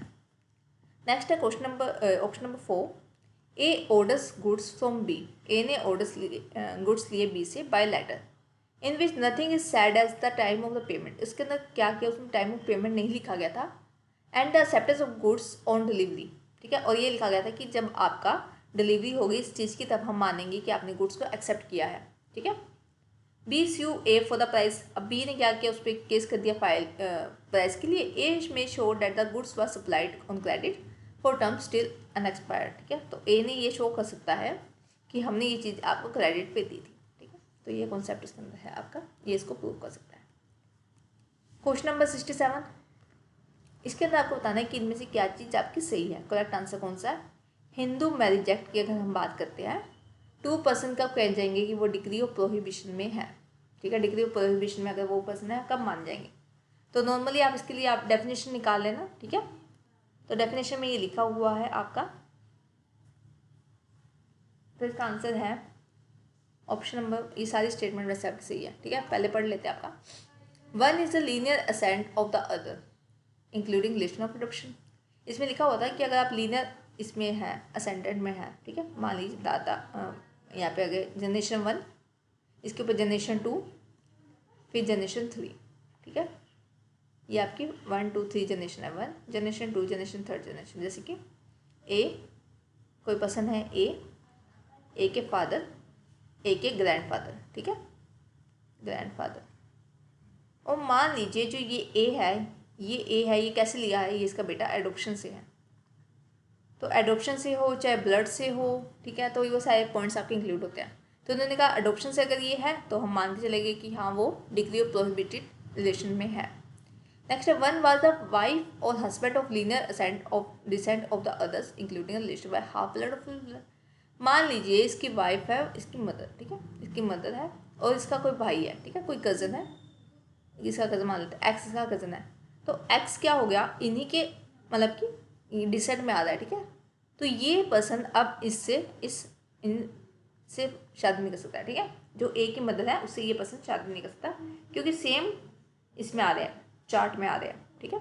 तो ये भी ऑप्शन आपका डिग्री ऑफ प्रोहिबिशन में माना जाता है। One was the wife of the brother और द फादर्स मदर ब्रदर्स और द ग्रैंड मदर ब्रदर्स, ठीक है। तो जो भी चीज़ इस पीढ़ी में आपके आएंगी तो उससे नीचे वाले शादी नहीं कर सकते हैं। जैसे क्या लिखा, फादर या मदर के ब्रदर यानी मामा चाचा से, ठीक है। ग्रैंडफादर ग्रैंड मदर के ब्रदर यानी आपके दादा के भाई या दादी के भाई, नाना के भाई, नानी के भाई, तो इनसे आप शादी नहीं कर सकते हैं। या इनकी वाइफ से, वाइफ ऑफ द ब्रदर, अपनी भाभी से शादी नहीं कर सकते हैं। इस टाइप के जो है आपके, तो वो इसमें आपके इंक्लूड होंगे, ठीक है। नेक्स्ट है, the two are brother and sister, uncle and niece, aunt and nephew और the child of the two brothers and sisters. तो इन्होंने कहा कि अगर आप भाई बहन है तो शादी नहीं कर सकते। अगर आप आंट और नीस है, अंकल और नीस है तो शादी नहीं कर सकते। आंट और नेफ्यू तो नहीं कर सकते, ठीक है। चाचा भतीजी, मामा भांजी, ठीक है, चाची भतीजा, मामी भतीजा, ठीक है। इस टाइप से जो आपके रिलेशन होता है उसके अंदर आप शादी नहीं कर सकते। Child of to brothers and sisters, तो जो आपके मतलब कि चाचा ताऊ के बेटे हैं, ठीक है, उनसे भी शादी नहीं कर सकते हैं। मौसी के बुआ के, तो उनसे भी शादी नहीं हो सकती है। ये जनरल से है, ठीक है। तो इसके सारे ऑप्शन आपके सही है। बाकी इतना कोई हार्ड है नहीं है, आपका बेरेक्ट देख लेना, नॉर्मल सॉल्व हो जाएगा। नेक्स्ट है question number 68, article of the constitution of India lays down the fundamental duties of every citizen to protect and improve the natural environment. Normally आप फंडामेंटल ड्यूटीज़ में जाएंगे, फंडामेंटल ड्यूटीज़ आप open करेंगे तो वहाँ पे आपको सेक्शन मिलेगा, सेक्शन 51A। देखो फंडामेंटल ड्यूटीज़ आपको 51A में लिखा हुआ ना, लिखा 51A जी में आप देखेंगे क्या लिखा हुआ है आपका एनवायरनमेंट से रिलेटेड, ठीक है। तो ये आप वहाँ पे जाके ऑप्शन डायरेक्टली आंसर देख लेना। जो भी आपको सेक्शन से प्रोवाइड कराए हुए ना वो तो आप डायरेक्टली देखते हैं। और जो ऐसे थोड़े बहुत सेक्शन ऐसे हैं जो कि आपको इंडेक्स देख के देखने से पहले आप इंडेक्स सर्च करना अपना, ठीक है। इंडेक्स में अगर डायरेक्टली वैसे कोई डेफिनेशन है तो आपको ईजिली हो जाएगा ढूंढने के लिए। Question 69, the ground for decree for dissolution of marriage under section 2 of the dissolution Muslim marriage act 1983, कि इसका क्या ग्राउंड दिया है कि आपकी जो शादी है उसको हम डिसॉल्व कर देंगे, आपकी शादी को हम हटा देंगे, ठीक है, कैंसिल कर देंगे। तो सेक्शन 2 अगर आपको ओपन करके देखेंगे, सेक्शन नंबर 2 आपने ओपन किया सीधा इसका एक्ट का, डिसोल्यूशन ऑफ मुस्लिम मैरिज 1988 का, तो आप देख लेना उसमें ये ग्राउंड है या नहीं है, ठीक है। अगर इनमें से कोई ग्राउंड होगा तो आप ऑप्शन ले लेना, अगर इसमें से कोई ग्राउंड नहीं है तो आप नन ऑफ द दिस कर देना। वैसे इसका आंसर नन ऑफ दिस है। इन्होंने क्या कहा गया, whereabouts of the husbands have not been known for a period of 2 years। तो देखिए 2 years की बात जो आपकी है वो मुस्लिम लॉ में कहीं नहीं लिखी हुई है, क्योंकि 2 साल का आपको हस्बैंड का पता ही नहीं लग रहा है, पति का ठोर ठिकाना 2 वर्ष से ज्ञात नहीं है, तो इस टाइप का आपका कोई भी कॉन्सेप्ट इसमें नहीं है, ठीक है। Husband has been sentence to imprisonment for period of 5 years, तो इस टाइप की बात आपकी कोई नहीं है। इम्प्रिजमेंट की बात भी आप कहीं नहीं लिखी हुई है कि उसको कारावास दिया गया है 5 साल का, तो नहीं मेंशन है। Husband has failed to inform marital obligation for 2 years without reasonable ground, कि उसने क्या किया, हस्बैंड ने कोई भी अपनी ड्यूटी परफॉर्म नहीं किया है, ठीक है, 2 साल तक बिना किसी रीजनेबल ग्राउंड के, तो ऐसी बात मेंशन नहीं है आपकी। नेक्स्ट है आपका, हस्बैंड हैज़ निग्लेक्ट और fail to maintain his wife for 1 year, कि वो वाइफ को 1 साल तक मेंटेन नहीं कर रहा है तो आपको हम आपकी मैरिज को हटा देंगे, तो ये भी आपका नहीं है ग्राउंड, तो इसका आंसर है आपका नन ऑफ द अबव।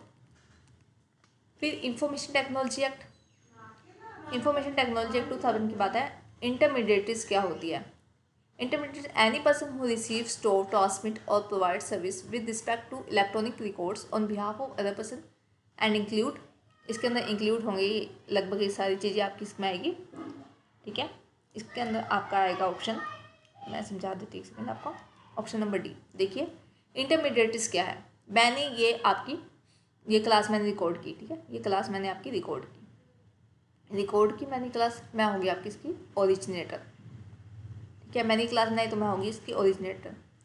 फिर ये जाएगा इंटरमीडिएट्स के पास, तो कोई ना कोई तो ऐसा प्लेटफॉर्म होगा ना जो इसको अपलोड करेगा, ठीक है। यूट्यूब मान लीजिए, यूट्यूब जैसे मान लीजिए, या कोई और अदर प्लेटफॉर्म है, ठीक है, कोई और प्लेटफॉर्म है जिसको अपलोड कर रहा है, ठीक है। अपलोड कर रहा है मतलब उसने क्या किया, अपने पास ये डाटा स्टोर किया स्टोर। उसके बाद आप जो स्टूडेंट्स है, ठीक है, वो कौन हो गया, तो इसके एक्सेप्टेंस हो गए। आपने इसको मान लो कोई चीज़ उसको आपने एक्सेप्ट कर दिया तो एक्सेप्टेंस हो गया आप उसके, या आप उसके रिसीवर हो गए कि जिसने उसको क्या क्या रिसीव किया है, ठीक है। तो मैं होगी ओरिजिनेटर, ये प्लेटफॉर्म्स हो गए इंटरमीडिएट्स, और आप क्या हो गई हैं, एक्सेप्टेंस हो गया, ठीक है, ये चीज़ होगी। तो इन्होंने कहा इंटरमीडिएट्स कौन है आपकी, जो रिसीव करती है डाटा, रिसीव किया इसने, स्टोर करती है अपने पास, स्टोर करती है उसको आगे ट्रांसमिट करती है, थर्ड पर्सन को देती है, ठीक है। Provide service with respect to electronic records on behalf of another person, मैं अनदर पर्सन हूँ, मेरे बिहाफ पे ये क्या कर रही है, ऐसे काम आपके करके दे रही है, ठीक है। तो इसके अंदर आपका इंटरमीडिएट्स ये इनको कहा जाता है। इन्होंने कहा इसमें क्या क्या इंक्लूड होंगे आपके, तो देखिए ये सारी चीज़ें इसमें इंक्लूड होती हैं। पहला है टेलीकॉम सर्विसेज, ठीक है। टेलीकॉम सर्विस, टेलीफोन हो गया, या फिर कोई टेलीग्राफ पहले भेजे जाते, फैक्स भेजा जाता थे पहले, तो उसको हम टेलीकॉम सर्विसेज आपके कहते हैं। सेकंड है आपका सर्च इंजन। सर्च इंजन में जैसे गूगल हो गया, ऑर्कुट हो गया आपका, ठीक है। जो चीज़ें आपके सर्च जहाँ पे आप जाकर सर्च करते हैं, गूगल हो गया, ऑर्कुट हो गया, याहू हो गया, ऐसे ऐसे जो सर्च इंजन आपके हैं उनको हम कहते हैं सर्च इंजन। नेक्स्ट है आपका साइबर कैफ़ेज। देखिए जो वो मतलब ऑनलाइन कैफ़ेज बने होते हैं जहाँ जाके आप क्या करते हैं, चीज़ें सर्च करते हैं या कुछ करते हैं, तो उनको भी हम क्या कहते हैं, साइबर कैफ़ेज कहते हैं, ठीक है। उन्होंने वो भी क्या करा, देखिए आपको कोई डाटा थर्ड पार्टी को आपको भेजना है, जैसे मान लीजिए कोई फॉर्म भरवाना है आपको, आपने कोई फॉर्म भरवाना है, ठीक है। फॉर्म भरवा के आप क्या भेज रहे हैं, उससे आपके जो कि उसको एग्ज़ाम को कंडक्ट कराती, एग्ज़ाम कंडक्ट करा रही है, उस इंस्टीट्यूट को आपको भेजना है, ठीक है, उस इंस्टीट्यूट को आपको भेजना है। तो जो ये साइबर कैफ़े वाले हैं वो ये काम कर रहे हैं ना, साइबर कैफ़े वाले इस काम कर रहे हैं, तो साइबर कैफ़े भी इसमें इंक्लूड होगा आपका। नेक्स्ट है ऑनलाइन ऑप्शन साइट्स। मान लीजिए कोई साइट है जहाँ पे ऑप्शंस की जा रही है, बोलियाँ लगाई जा रही है, तो वो सारी चीज़ें भी इसमें आपके इंक्लूड होंगी, ठीक है। Next question number 71, under section 37 of arbitration and constellation act 1996। अब सीधे ही आपका सेक्शन देखना है, सेक्शन ओपन कर लेना, ठीक है। जिनके डायरेक्टली सेक्शन है उनको सेक्शन ओपन करके देख लेना, क्योंकि उसके अंदर कोई मतलब वर्ड्स ही पूछे जाते हैं। तो ऐसे कौन से ऑर्डर है आपके जो नॉन अपीलेबल है, ऐसे कौन से ऑर्डर्स आपने दिए हैं जिनकी अपील नहीं हो सकती है, ठीक है। तो इसका सीधा आंसर आप लगा लीजिए, option number B, refusing to appoint arbitration.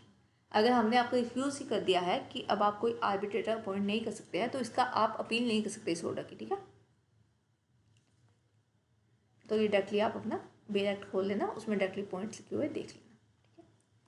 Question number 72, question number 72 under section 9A of advocate act 1961। निकाल लिया section. A legal aid committee, अगर कोई लीगल एड कमेटी है आपको हेल्प दे रहा है legally, constitute by a bar council shall consist of. अगर वो बनी है, बार काउंसिल ने उसको बनाया, तो उसके अंदर क्या होगा, इनमें से क्या चीज़ उसके अंदर होगी, ठीक है।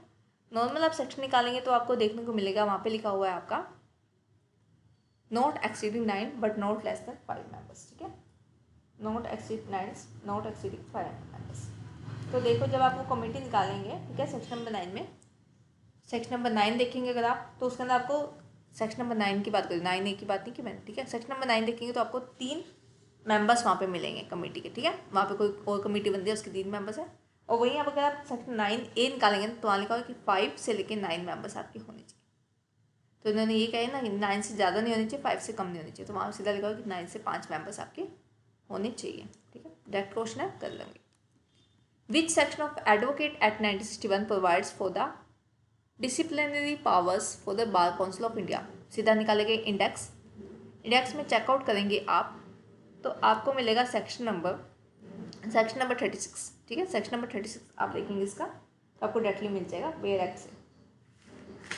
इसमें ऊपर वाले में एक पॉइंट और ऐड कर लीजिए यहाँ पे कि सेक्शन 9A है ना, तो A है तो मतलब किस चीज़ से ये ऐड ऑन होगा, तो ये किससे ऐड हुआ है, आपका एक्ट नंबर 60 ऑफ 1973, ठीक है, जो कि लागू हुआ आपका 31 जन 1974 से। ये ऐड ऑन कर लेना, डायरेक्ट में कहीं देख लेना लिखा हुआ, वैसे तो नीचे लिखा हुआ मिल जाता है। नेक्स्ट है क्वेश्चन नंबर 74। इसके अंदर क्या कहा गया आपको, लीडिंग केसेस दिए हुए ये आपके केसेस हैं, ठीक है, और ये आपके टोर्ट के मामले हैं, टोर्ट के मामले। तो एक्ट ऑफ गॉड क्या होता है, OMG देखिए मूवी, ओ माय गॉड, क्या ऐसे काम जो कि एक्ट ऑफ गॉड से, जिस पे हमारा कोई कंट्रोल नहीं है, पर्सनली कोई कंट्रोल नहीं है, तो वो एक्ट ऑफ गॉड आपका माना जाता है। नेक्स्ट है आपका कंसेंट वॉलंटरी नॉन फिट इंजुरिया। ऐसी कोई सहमति आपने दी है, मान लीजिए मैं कोई मैच देखने की, मैं क्रिकेट मैच देखने की, ठीक है, मुझे पता है कि अगर मैं फ्रंट रो की लाइन लूँ, फ्रंट रो में अगर मैं लूँगी सीट, ठीक है, फ्रंट रो में या फ्रंट लाइन में अगर मैं सीट लूँगी, तो चांसेस है मेरे कि वो जो बॉल है वो मेरे आके लग जाए, ठीक है। तो ये चांसेस हो जाएंगे ना इंक्रीज कि हाँ अगर मैं फ्रंट रो में सीट लूँगी तो चांसेस मेरे लग सकती हैं। या कोई ऐसा मैच में देखने की जहाँ पे कोई ऐसे है कि भाई हाँ चोट लगने के कुछ है, ठीक है, तो मैं वॉलेंटली नॉन फिट इंडिया, मुझे पता है कि ऐसा कुछ हो सकता है, घटना कुछ वैसे हो सकती है, उसके बाद मैं क्या कर रही हूँ, उसमें पार्टिसिपेट कर रही हूँ, तो वो मैंने खुद ने क्या किया, खुद के वॉलेंटली मैंने वहाँ पे पार्टिसिपेशन किया है, तो मैं वो इंजरी के लिए क्लेम नहीं कर सकती। जिसका बेस्ट एग्जाम्पल मैं देती हूँ आपको। दो पर्सन है A और B, ठीक है, उन्होंने की स्वॉर्ड फाइटिंग, ठीक है, इसके ये पर्सन है आपका A और ये है B, इन्होंने की आपकी स्वॉर्ड फाइटिंग मतलब तलवारबाजी, ठीक है, इन्होंने की आपकी तलवारबाजी। तो तलवारबाजी जब इन्होंने की तो इनको कहीं ना कहीं पता है ना कि बाई चांस वो तलवार हमें आके लग सकती है, हमें इंजरी हो सकती है, ठीक है, कहीं ना कहीं हमें क्या होता है, हर्ट हो सकता है, इंजरी हमें हो सकती है। इंजरी का पता होने के बाद भी इन दोनों ने क्या किया, ऐसे एक्ट में ये दोनों इन्वॉल्व हुए, तो उस कॉन्सेप्ट को हम कहते हैं वॉलेंटरी नॉन फिट इंजरिया। तो अब जब ये दोनों वॉलेंटरली आपके ऐसे एक्ट में इन्वॉल्व हुआ है, तो ये अदर पार्टी से क्लेम नहीं कर सकते हैं कंपनसेशन का, ठीक है। सेकंड है थर्ड है आपका स्टैट्यूटरी अथॉरिटी, ठीक है, स्टैट्यूटरी अथॉरिटी। नेक्स्ट है एक्ट ऑफ नेसेसिटी, मतलब कि ऐसा एक्ट जो आपको करना जरूरी है, नेसेसिटी में मतलब कि कोई आवश्यकता में किया हुआ काम। कोई एक्सीडेंट हुआ, एक्सीडेंट होने के बाद उस पेशेंट को उसको हम क्या लेके A को हम लेके डॉक्टर के पास, ठीक है, डॉक्टर को पता है कि हमें क्या करना होगा, जल्दी से जल्दी ऑपरेशन करना होगा, नहीं तो ये पर्सन क्या हो जाएगा, डेथ हो जाएगी इस पर्सन की। उसने क्या किया, उसका पर्सन का ऑपरेशन कर दिया बिना किसी की परमिशन दिए, ठीक है, एक्ट ऑफ नेसेसिटी है कि इतना जरूरी था कि बिना परमिशन लिए उसने कोई मतलब कि कर दिया उसका ऑपरेशन, और ऑपरेशन के बाद क्या हुआ, उस पर्सन की होगी डेथ होगी, ठीक है, इस पर्सन का ऑपरेशन सक्सेसफुल नहीं हो पाया, उसकी डेथ होगी, तो डॉक्टर आपका लायबल नहीं है। देखो इसने परमिशन नहीं ली तो ये लायबल हो सकता था, लेकिन इसने क्या किया, एक्ट ऑफ नेसेसिटी में काम किया ना, आपका एक्ट ऑफ नेसेसिटी में आपका काम किया, तो अभी ये आपका लायबल नहीं होगा। तो स्टूडेंट ये कई केसेस पूछे हुए हैं कि कौन सा केस किससे रिलेटेड है, तो इसके अंदर आप देखिए ऑप्शन नंबर C है आपका, ठीक है, ऑप्शन नंबर C है आपका। इसका एक आंसर देखने का तरीका मैं बताती हूँ आपको। देखिए यहाँ पे क्या लिखा है, auto racing club, option number 4 देखेंगे जब आप इसका अगर आपको ऑप्शन याद है तो देखो ऑप्शन नंबर 4 क्या कहते हैं इसका, हॉल वर्सेस बुकलैंड ऑटो रेसिंग का क्लब। अब मान लीजिए ऑटो रेसिंग है, रेस हो रही है वहाँ पे, ठीक है, तो आपको पता है कि आपको क्या हो सकती है, इंजरी हो सकती है। आपको पता है कि रेस हो रही है अगर कार की, तो बाई चांस वो कार उल्ट जाए और हमारे आके लग सकती है, तो आपने क्या किया, ऐसे कोई इंजरी है जो आपको पता है कि हो जाएगी आपके, लेकिन फिर भी आप क्या कर रहे हैं, ऐसे पार्टिसिपेट कर रहे हैं, तो आपको पता लग गया कि सेकंड का ऑप्शन तो 4 आ ही रहा है, ठीक है, तो आप क्या कर देंगे, सेकंड का ऑप्शन 4 यहाँ पे है, तो इसका आंसर ये बन जाएगा। 1 का 3 निकोलस वर्सेस मार्शलैंड, ठीक है, और नेसेसिटी का क्या है, वेगस वर्सेस नहीं, नेसेसिटी का है क्रिक वर्सेस जो, ठीक है। नेक्स्ट है आपका question number 75। Central consumer protection council as provided under section 3(2) of consumer protection act 2019। तो निकाल लेना सीधा कंज्यूमर प्रोटेक्शन एक्ट आपका, ठीक है, उसका देख लेना सेक्शन 3 का सबसेक्शन 2। इन्होंने पूछा है कि अगर आपका सेंट्रल कंज्यूमर प्रोटेक्शन काउंसिल अगर हम बनाते हैं आपकी, तो हमें कितने आपके इसके अंदर कितने मेंबर्स वगैरह कुछ चाहिए, जो भी इन्होंने पूछा कितने मेंबर्स चाहिए आपके, तो इसके अंदर होता है हमारे एक मेंबर होते हैं, 1 चेयरमैन होता है आपका, एक चेयरमैन होता है आपका, और जो अदर मेंबर्स होते हैं वो प्रिस्क्राइब होते हैं। जितने आपके रूल्स में लिखे होंगे ना, जितने आपके रूल्स में लिखे होंगे उतने मेंबर्स हम आपके ले लेंगे, ठीक है। तो ये सीधा इसका आंसर ही है। नेक्स्ट है, in which of the following case supreme court of India hold preamble is not a part of constitution. तो स्टूडेंट जो मैंने आपको क्लास कराई है इसकी कॉन्स्टिट्यूशन की, उसके अंदर मैंने आपको बताया है कि आपका केस आता है री बेरूबारी यूनियन। री बेरूबारी यूनियन के अंदर जो केस है आपका, उसके अंदर लिखा हुआ है कि इस केस में कहा गया आपका कि जो आपका प्रेम्बल है वो पार्ट नहीं है कॉन्स्टिट्यूशन का। Preamble is not a part of constitution, ठीक है। केशवानंद भारती, तो आपको पता है केशवानंद भारती में हमने क्या कहा था। केशवानंद भारती में हमने कहा कि हाँ, प्रेम्बल में हम अमेंडमेंट कर सकते हैं। Preamble is a important part of constitution. Preamble में हम अमेंडमेंट भी कर सकते हैं, लेकिन हमारा बेसिक स्ट्रक्चर आपका नहीं होना चाहिए खराब, ठीक है। बेसिक स्ट्रक्चर को कोई नुकसान नहीं होना चाहिए, उसके बाद हम आपका इसमें कर सकते हैं, ठीक है। तो इसका आंसर है आपका option number C. Next question number 77, which of the following article of the constitution of India relates to law made by the parliament to give effect to the treaties and international agreements. International agreements अगर आपको करना है या international treaties करनी है तो आप कौन सा सेक्शन आर्टिकल देखेंगे, आर्टिकल 253। इंडेक्स निकाल लेना, नॉर्मल आपको वहाँ पे एग्रीमेंट मिल जाएगा। In which of the following judgement issue of right to privacy, सबके पास राइट टू प्राइवेसी है। सुप्रीम कोर्ट के कौन से मामले में आपका ऐसा कहा गया। मोस्ट इंपॉर्टेंट मामला है आपका केएस पुट्टुस्वामी का, तो आपको पता ही है, ठीक है। लेकिन स्टूडेंट ये सारे मामले आपके ऐसे हैं, ये सारे मामले ऐसे हैं आपके जो आपकी बात करता है प्राइवेसी के बारे में। खड़क सिंह का मामला हम प्राइवेसी में पढ़ते हैं, मोस्ट इंपॉर्टेंट मामला। एमपी शर्मा का मामला और केएस पुट्टुस्वामी का, ये तीनों मामले मैंने आपको क्लास में बताए थे, ठीक है। खड़क सिंह, केएस पुट्टुस्वामी, एमपी सिंह और बचा ये PUCL व सिटीजन ऑफ इंडिया। तो ये तीनों मामले आपके इंक्लूड होते हैं किसमें, राइट टू प्राइवेसी में। आप एक सेपरेट नोट बना लीजिए जो ये आपके केस लॉ के, ठीक है। Question number 79, which action is required, कौन सा एक्शन आपका रिक्वायर्ड है if territory is ceded to any other country by the union of India. अगर मान लीजिए कोई टेरिटरी आपकी सीज्ड कर दिया, सीज्ड कर दिया, ले ली गई है, ठीक है। यदि भारत संघ द्वारा किसी अन्य देश को कोई क्षेत्र सौंप दिया गया है, दे दिया गया है, तो निम्नलिखित में से कौन सी कार्रवाई आवश्यक है। तो में से कौन सी कार्रवाई आपकी ली जाएगी, ठीक है। तो ये आपकी कार्रवाई है parliamentary enactment versus executive actions, ठीक है। कि इस पे पार्लियामेंट भी आपका काम करेगा और इस पे एग्जीक्यूशन भी किया जाएगा।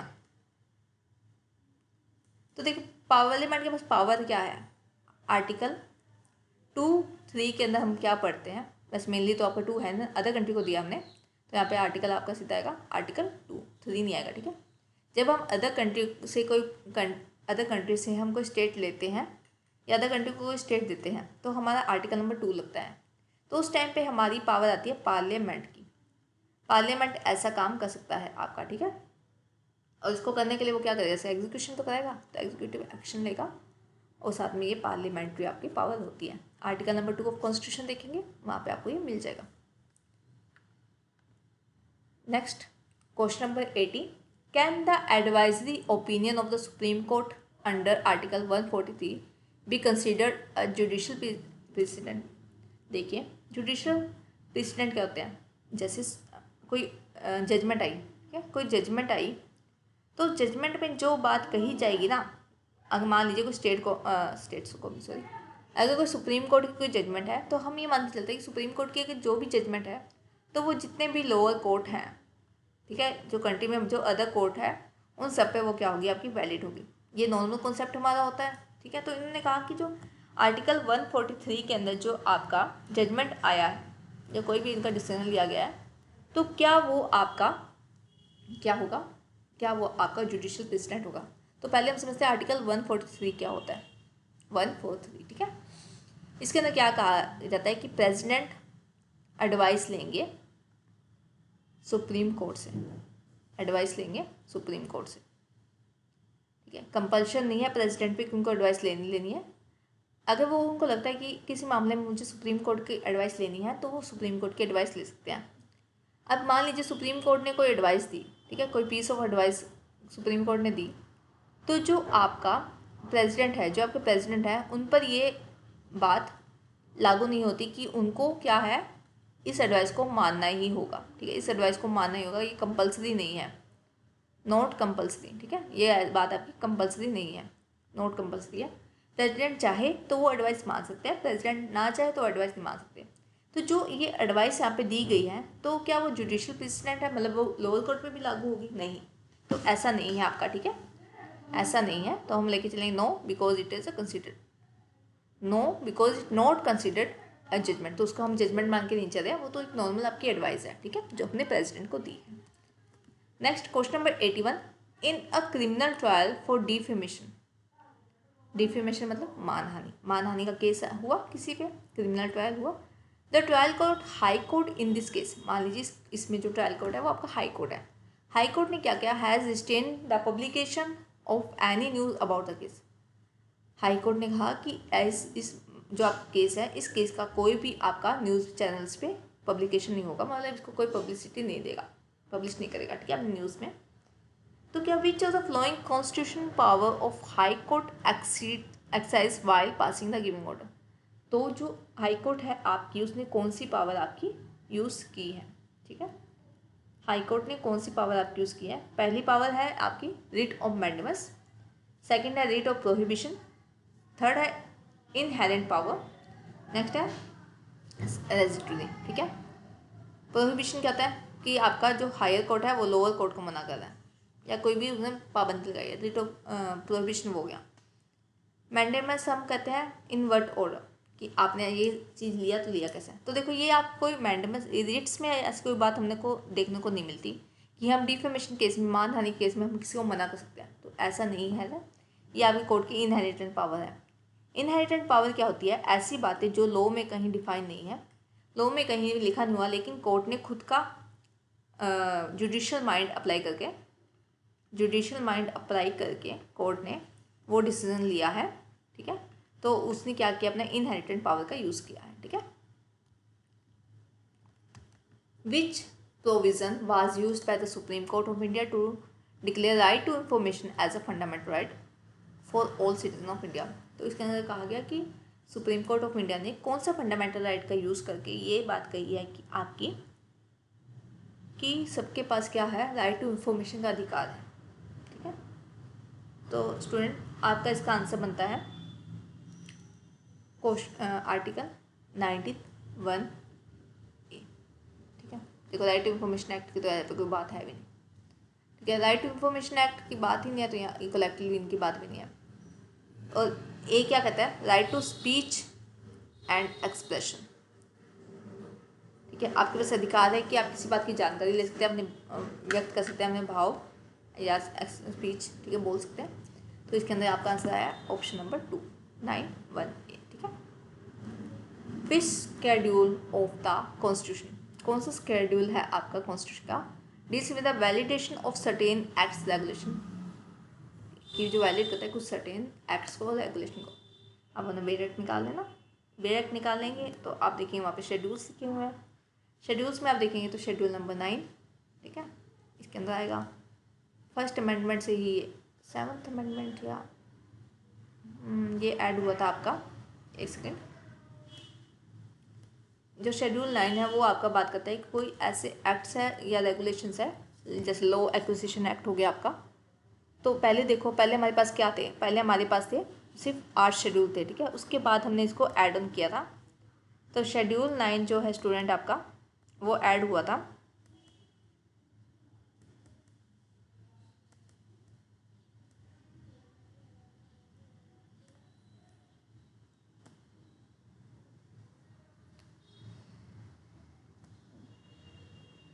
नाइन 51 के अंदर फर्स्ट अमेंडमेंट। ठीक है, अमेंडमेंट से ये ऐड ऑन आपका हो गया था।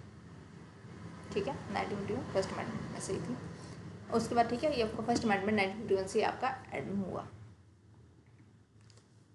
Now question number 84, consider the following statement about article 32। Article 32 क्या बात करता है आपका कि जो आपके फंडामेंटल राइट है वो सुप्रीम है सबसे ज़्यादा, ठीक है। उसके अंदर आपका जो सुप्रीम कोर्ट है उसकी ड्यूटी है कि अगर उनका वायलेशन हो रहा है तो वो डायरेक्टली आप वहाँ पे अप्लाई कर सकते हैं। तो इसमें से क्या गया कि कौन सी स्टेटमेंट आपकी सही है। The article is silent about the local standard regarding who may approach the court. क्या ये एक्ट आपको नहीं बताता कि कौन इसके अंदर अप्लाई करेगा। ये आपका जो आर्टिकल है वो साइलेंट है। तो हाँ, इसके अंदर ये लिखा हुआ है ना कि आपका कि सुप्रीम कोर्ट को आप अप्रोच करोगे, ये तो नहीं लिखा हुआ कौन पर्सन अप्रोच करेगा। कोई भी पर्सन जो एग्रीड है वो क्या कर सकता है, वो कोई पर्सन जो एग्रीड है वो क्या कर सकता है, यहाँ पे रिकॉर्डिंग कर सकता है। The article is silent about the opposite party against whom relief may be granted. The article is silent, article क्या है आपका साइलेंट है, शांत है, about the opposite party against whom. तो हाँ, इस आर्टिकल में ऐसी भी कोई बात नहीं कही गई, ठीक है। The article create scope for event 6 type of rates. इसके अंदर आपके 6 टाइप की रेट्स बताई गई है, तो ये सही है, ठीक है। Scope for the article create scope for even 6 type of rate, ठीक है। इसके अंदर आपके पास स्कोप है, यह अनुच्छेद अपने दायरे में 6 प्रकार की रेट के लिए भी स्थान प्राप्त करता है। तो हाँ, आपको इसके अंदर ये हमने स्कोप रखा हुआ है कि आपकी जो 6 टाइप की जो रेट है उसका वो भी आप इंट्रोड्यूस कर सकते हैं, ठीक है। 5 तीनों मेंशन कर दी डायरेक्टली और 6वीं मिनट पे आप लेके आ सकते हैं। नेक्स्ट है question number 85। Under article 129 and 215 supreme court and high court are court of records, ठीक है। हमने नॉर्मल देखते हैं कि सुप्रीम कोर्ट आपकी कोर्ट ऑफ रिकॉर्ड्स है विथ कंटेम्प्ट पावर्स, जिसके अंदर बहुत सारे पावर्स दिखे हैं। Which is true about the lower judiciary in this contest. तो इसके अंदर कौन सा ट्रू है आपका, ठीक है, इसमें कौन सी बात आपकी ट्रू है। सीधा देख लेते हैं ऑप्शन नंबर, इसका है आपका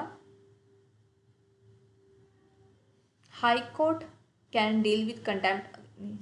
हाँ, हाई कोर्ट क्या कर सकता है, डायरेक्टली कंटेम्प्ट। अगर मान लीजिए लोअर जुडिशरी के अंदर कोई कंटेम्प्ट हुआ है, इनका किसी ने कोई हनन किया है, तो जो आपका हायर कोर्ट है वो क्या कर सकता है, आपका ऐसे मैटर देख सकता है। लोअर जुडिशरी का किसने क्या किया, कंटेम्प्ट किया है, तो वो देख सकता है डायरेक्टली आपका high court. Supreme court of India in R K Anand versus registrar Delhi high court 2009 held an advocate guilty for misconduct. इस केस में कहा गया कि एडवोकेट जो है वो गिल्टी है अपने मिसकंडक्ट के लिए, ठीक है। तो ये क्या मामला था, इन्होंने डायरेक्टली आपसे पूछा है 2009 का। इसने लिखा interfering in a criminal trial is by attempting to influence witness. इस केस में क्या हुआ कि आपका एक क्रिमिनल ट्रायल चल रहा था जिसके अंदर हमने क्या, उस पर्सन ने क्या किया, विटनेस को इन्फ्लुएंस किया, ठीक है। तो एडवोकेट गिल्टी फॉर मिसकंडक्ट, तो ऐसा मान लिया गया कि एडवोकेट है वो आपका गिल्टी है इस काम के लिए। नेक्स्ट क्वेश्चन, इसके अंदर आपको सेक्शन मैच करना है। बेयर एक्ट खोलना, हिंदू मैरिज एक्ट का। हिंदू मैरिज एक्ट का आप बेयर एक्ट खोलेंगे तो आपको डायरेक्टली सेक्शन देखने को मिल जाएंगे, ठीक है। तो इसके अंदर पूछा गया है कि legitimacy of child for void and voidable marriage. आप ले लो इसका ये चौथे वाला, ठीक है। पनिशमेंट फॉर बाइगैमी, बाइगैमी की पनिशमेंट आपकी लिखी हुई है। पनिशमेंट फॉर बाइगैमी 17 में, 17 और 18 आपकी बाइगैमी देता है, मतलब पनिशमेंट देता है 17 और 18 सेक्शन। जुडिशियल सेपरेशन, ठीक है, section number 10। Voidable marriages section number 12, okay. 11, 12 void और वॉइडेबल मैरिजेस की बात करते हैं। Under the Indian contract act 1872 what happen if the principal debtor leaves part of the debt unpaid and there are 2 or more co-securities। अगर principal debtor ने क्या कर दिया, आपका प्रिंसिपल डेटर कौन है, जिसने वो उधार लिया है, जिस पर्सन ने वो लोन लिया है, ठीक है, जिस पर्सन ने वो लोन लिया वो प्रिंसिपल डेटर हो गया आपका। उसने क्या किया, आपका पेमेंट नहीं की लोन की, लोन या जो भी उसने डेट लिया उसकी पेमेंट नहीं की।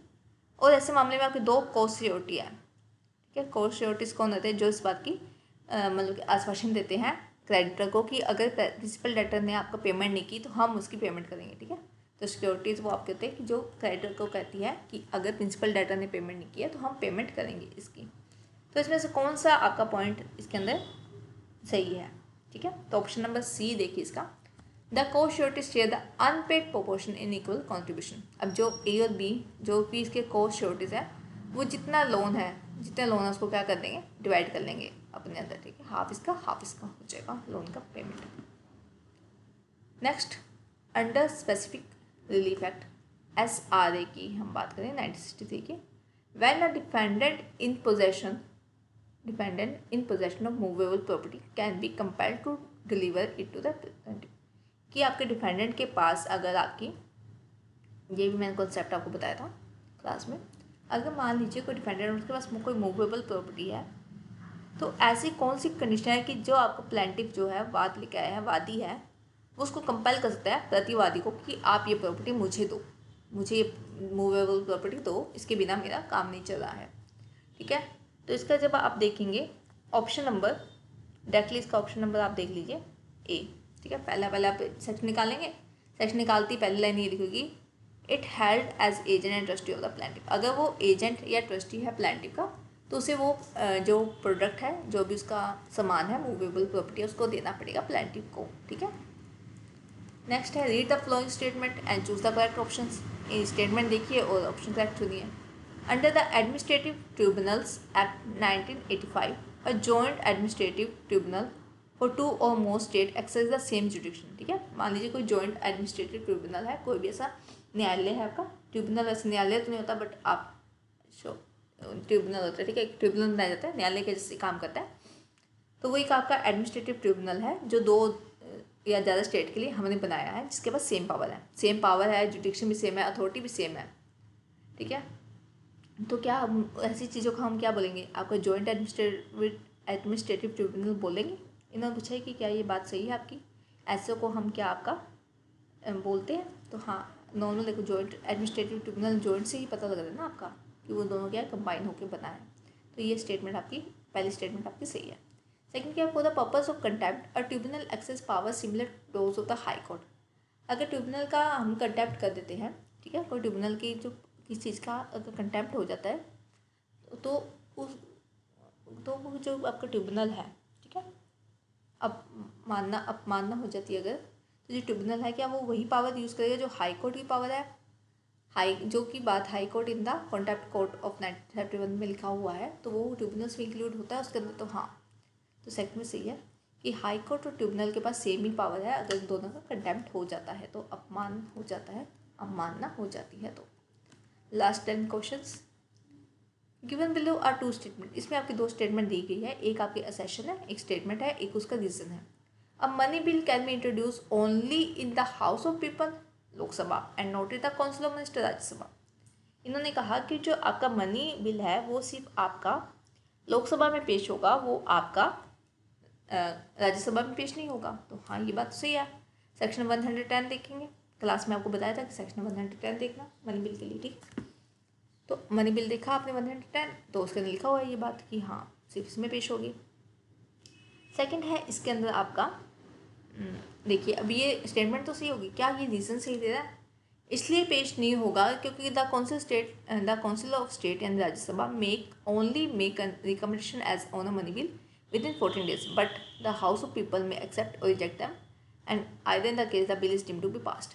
तो ये रीज़न क्या, इसलिए हमने पेश नहीं किया, राज्यसभा वालों ने इसको इंट्रोड्यूस नहीं किया, क्योंकि देखिए राज्यसभा के पास सिर्फ यही पावर है कि वो मनी बिल के लिए 14 दिन के लिए सहमति दे सकती है, ठीक है। राज्यसभा के पास सिर्फ इतनी पावर है कि वो मतलब कि 14 दिन के लिए आपकी सहमति दे सकती है। हाउस ऑफ पीपल उसको एक्सेप्ट भी कर सकता है, रिजेक्ट भी कर सकता है, या फिर आइदर ऑफ दिन। तो ये बात तो ऐसे नॉर्मल देखा जाए तो ये बात सही है कि राज्यसभा सिर्फ आपकी रिकमेंडेशन दे सकती है, ठीक है, ना उसको कैंसिल कर सकती, बस आपको एडवाइस दे सकती है 14 दिन के अंदर अंदर। ये बात तो सही है आपकी, लेकिन क्या ये इस बात का रीज़न बन रही है, तो इस बात का ये रीज़न नहीं है। ये दोनों स्टेटमेंट आपस में सही है, लेकिन ये जो बात है ये आपका इसका रीज़न नहीं है। तो ये देखो, स्टेटमेंट दोनों सही है आपकी, ए और बी दोनों सही है, लेकिन जो रीज़न है वो सही बात नहीं है, एक्सप्लेनेशन नहीं करता ए को, ठीक है। फिर है आपका question number 92, a company registered under company act 2013। एक कंपनी को आपने रजिस्टर्ड किया कंपनी एक्ट 2013 के, is required to file a declaration of commencement of business before starting operation. तो उसको एक डिक्लेरेशन देना होगा आपका, जब वो ऐसे काम अपनी कंपनी का जो भी उसका ऑब्जेक्टिव है, जब उसको स्टार्ट करें उससे पहले उसको क्या करना होगा, आपका एक डिक्लेरेशन कोर्ट को देना, मतलब कि देना होगा, ठीक है। The directors ignore the obligation and the firm commence business without filing the, कि डायरेक्टर ने क्या किया, उसने अपना डायरेक्टर भूल गया और फर्म क्या होगी, चालू होगी बिना इसकी फिलिंग के, ठीक है, इसके बिना filing, without filing the declaration. How many penalty, तो कितनी आपको पेनल्टी दी जाएगी, कितने आपके उसको पेमेंट करनी होगी, तो उसको पेमेंट करनी होगी 50,000 की, ठीक है, तो उसको 50,000 रुपये का फाइन आपको देना होगा।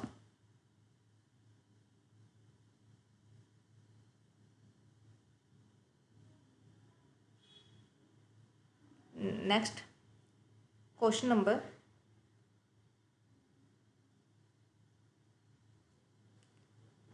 93। If multiple offence carry different punishment, अगर मान लीजिए बहुत से ऑफेंस हुए हैं, उनके अंदर अलग अलग पनिशमेंट हो सकती है, बट इट इज़ अनक्लियर, तो ये और साथ में ये अनक्लियर है which one has been committed. देखिए अलग अलग ऑफेंस हुआ है, अलग अलग ऑफेंस की अलग अलग सज़ा है, ठीक है, और हमें पता भी नहीं कि कौन सा ऑफेंस हुआ है, पर्टिकुलरली कौन सा ऑफेंस हुआ है। How does the section 72 of Indian penal code ensure proportional justice, तो अब सेक्शन 72 कैसे इसके अंदर आपका जस्टिस लेगा, तो आप निकाल लीजिए सेक्शन 72, ठीक है, पेपर में निकाल लेना।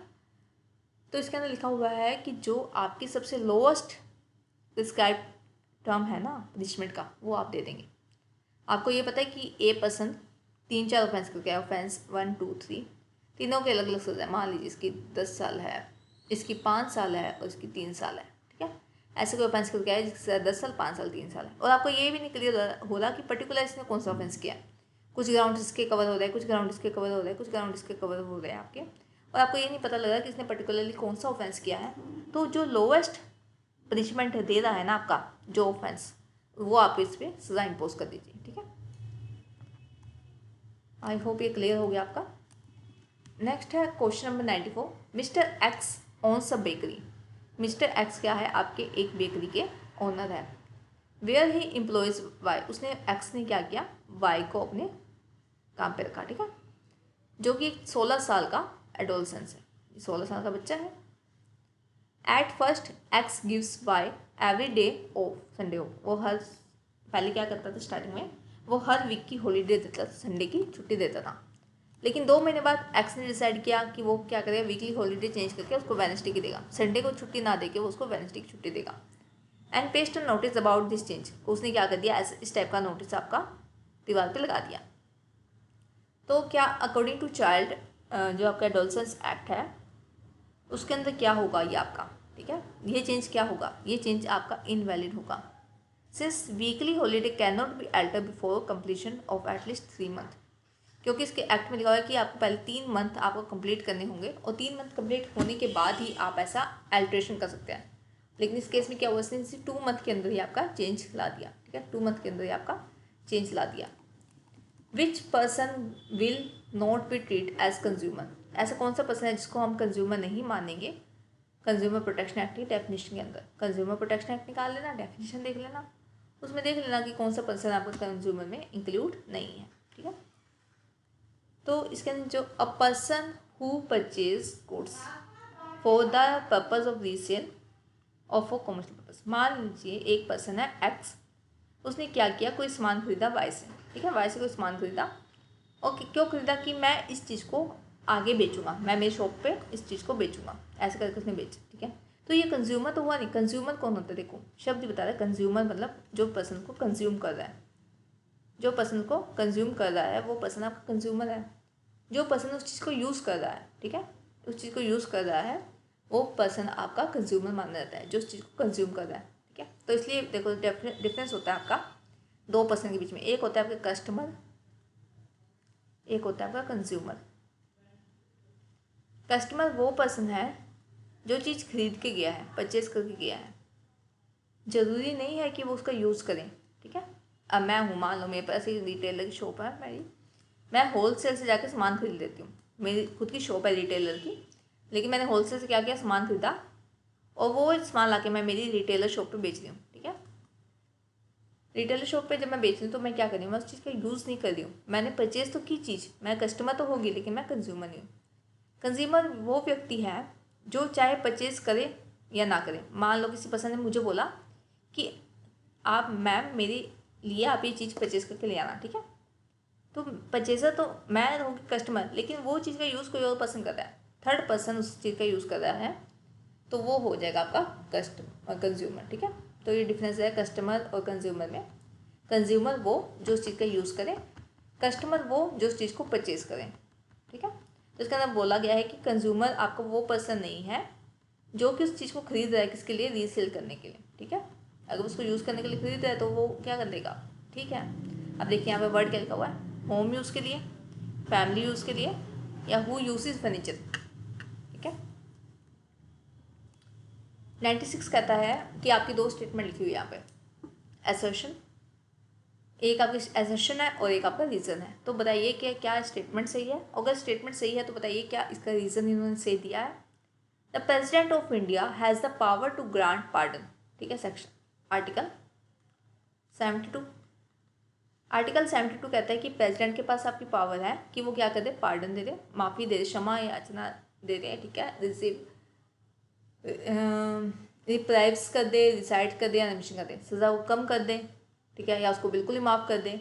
तो वो सारी चीज़ें आपके प्रेसिडेंट के पास पावर है करने की, ठीक है। ये बात सही है आपकी, आर्टिकल नंबर 7 में लिखा गया है। साथ में ये भी लिखा गया है कि वो कोर्ट मार्शल तक की सज़ा को आपकी हटा सकता है या फिर सेंटेंस ऑफ डेथ को भी हटा सकता है।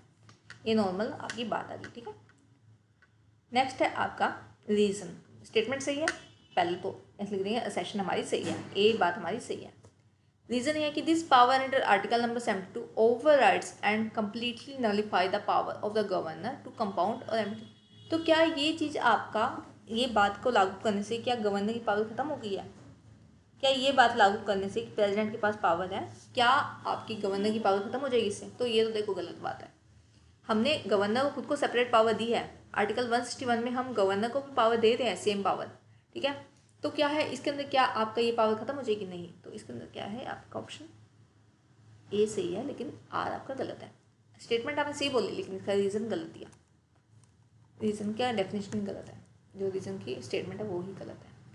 Article question number 97, protection of women from domestic violence, DV act की बात आ गई फिर से। 2005 के अंदर ये एक्ट आता है। Magistrate may issue a protection order to prevent the respondent for committing act of domestic violence. अब देखिए यहाँ पे इन्होंने ना क्वेश्चन के अंदर आपका कंक्लूजन नहीं दे रखा, ठीक है। तो इसके अंदर कहा गया है कि क्वेश्चन ये है आपका कि under the protection of women from domestic violence a magistrate में issue a protecting order to prevent the respondent for committing acts for domestic violence contracting the agreed person alienated, ठीक है।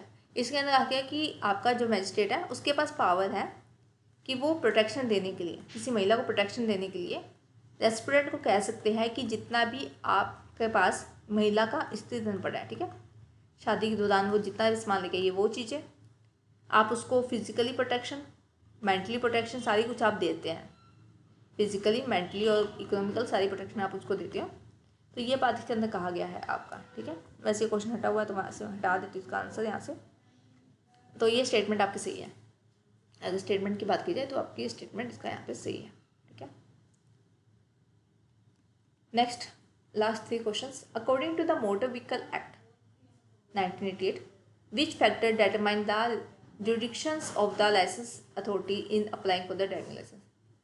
विच फैक्टर, कौन से factor आपके देखे जाएंगे, ठीक है, जो कि इस बात का जुडिक्शन डिसाइड करते हैं, इस बात का क्षेत्राधिकार आपका डिसाइड करते हैं कि कौन सा अथॉरिटी आपकी लाइसेंस अथॉरिटी लाइसेंस दे सकती है, कौन सी लाइसेंस अथॉरिटी आपकी लाइसेंस दे सकती है, ये क्या बात इसका निर्भर करते हैं। तो इसका है the place where the applicant ordinary reside. तो जिस जगह पे आपका वो एप्लीकेंट जिसने अप्लाई किया है लाइसेंस के लिए वो रह रहा है या वो अपना बिजनेस कर रहा है, तो ऐसी जगह पे हम मान के चलेंगे कि आप लाइसेंस के लिए अप्लाई कर सकते हैं, उस अथॉरिटी के पास पावर है। Question 99, if the convict sentence to life imprisonment is being considered for remission under section 57 of Indian Penal Code, what equivalent term of year is applied by the court? तो देखिए, अगर आपका life imprisonment के लिए किसी को सज़ा मिली है और उसने क्या किया, सेक्शन 57 के अंदर अप्लाई किया कंसिडर फॉर द रिमिशन की हमारी सज़ा कम कर दीजिए, what equivalent term of year is applied by the court, तो कितना टाइम का आपका सज़ा कम कर सकते हैं, ठीक है। तो देखिए जो LI की सज़ा होती है ना, आपकी LI की जो आपकी सज़ा होती है, इम्प्रिजनमेंट होता है LI का जो आपका, उसका 20% 20 ईयर्स के लिए वो हो सकते हैं, ठीक है। 20 ईयर्स ऑफ के लिए हम उसको क्या करते हैं, छूट दे सकते हैं, सज़ा में छूट दे सकते हैं, रिमिशन यानी सज़ा में छूट, ठीक है। LI है अगर आपका तो 20 ईयर्स तक का ये कर दिया जाएगा। According to payment of gratuity, अगर ग्रेच्युटी की पेमेंट आपको करनी है, under what circumstances the completion of 5 years of continuous service is not mandatory for the payment of gratuity to any employee, ठीक है। Voluntary resignation by the employee, dismissal of the employee due to misconduct at work, death or disability, disablement of employee due to accident, ठीक है। तो इसका answer ये है।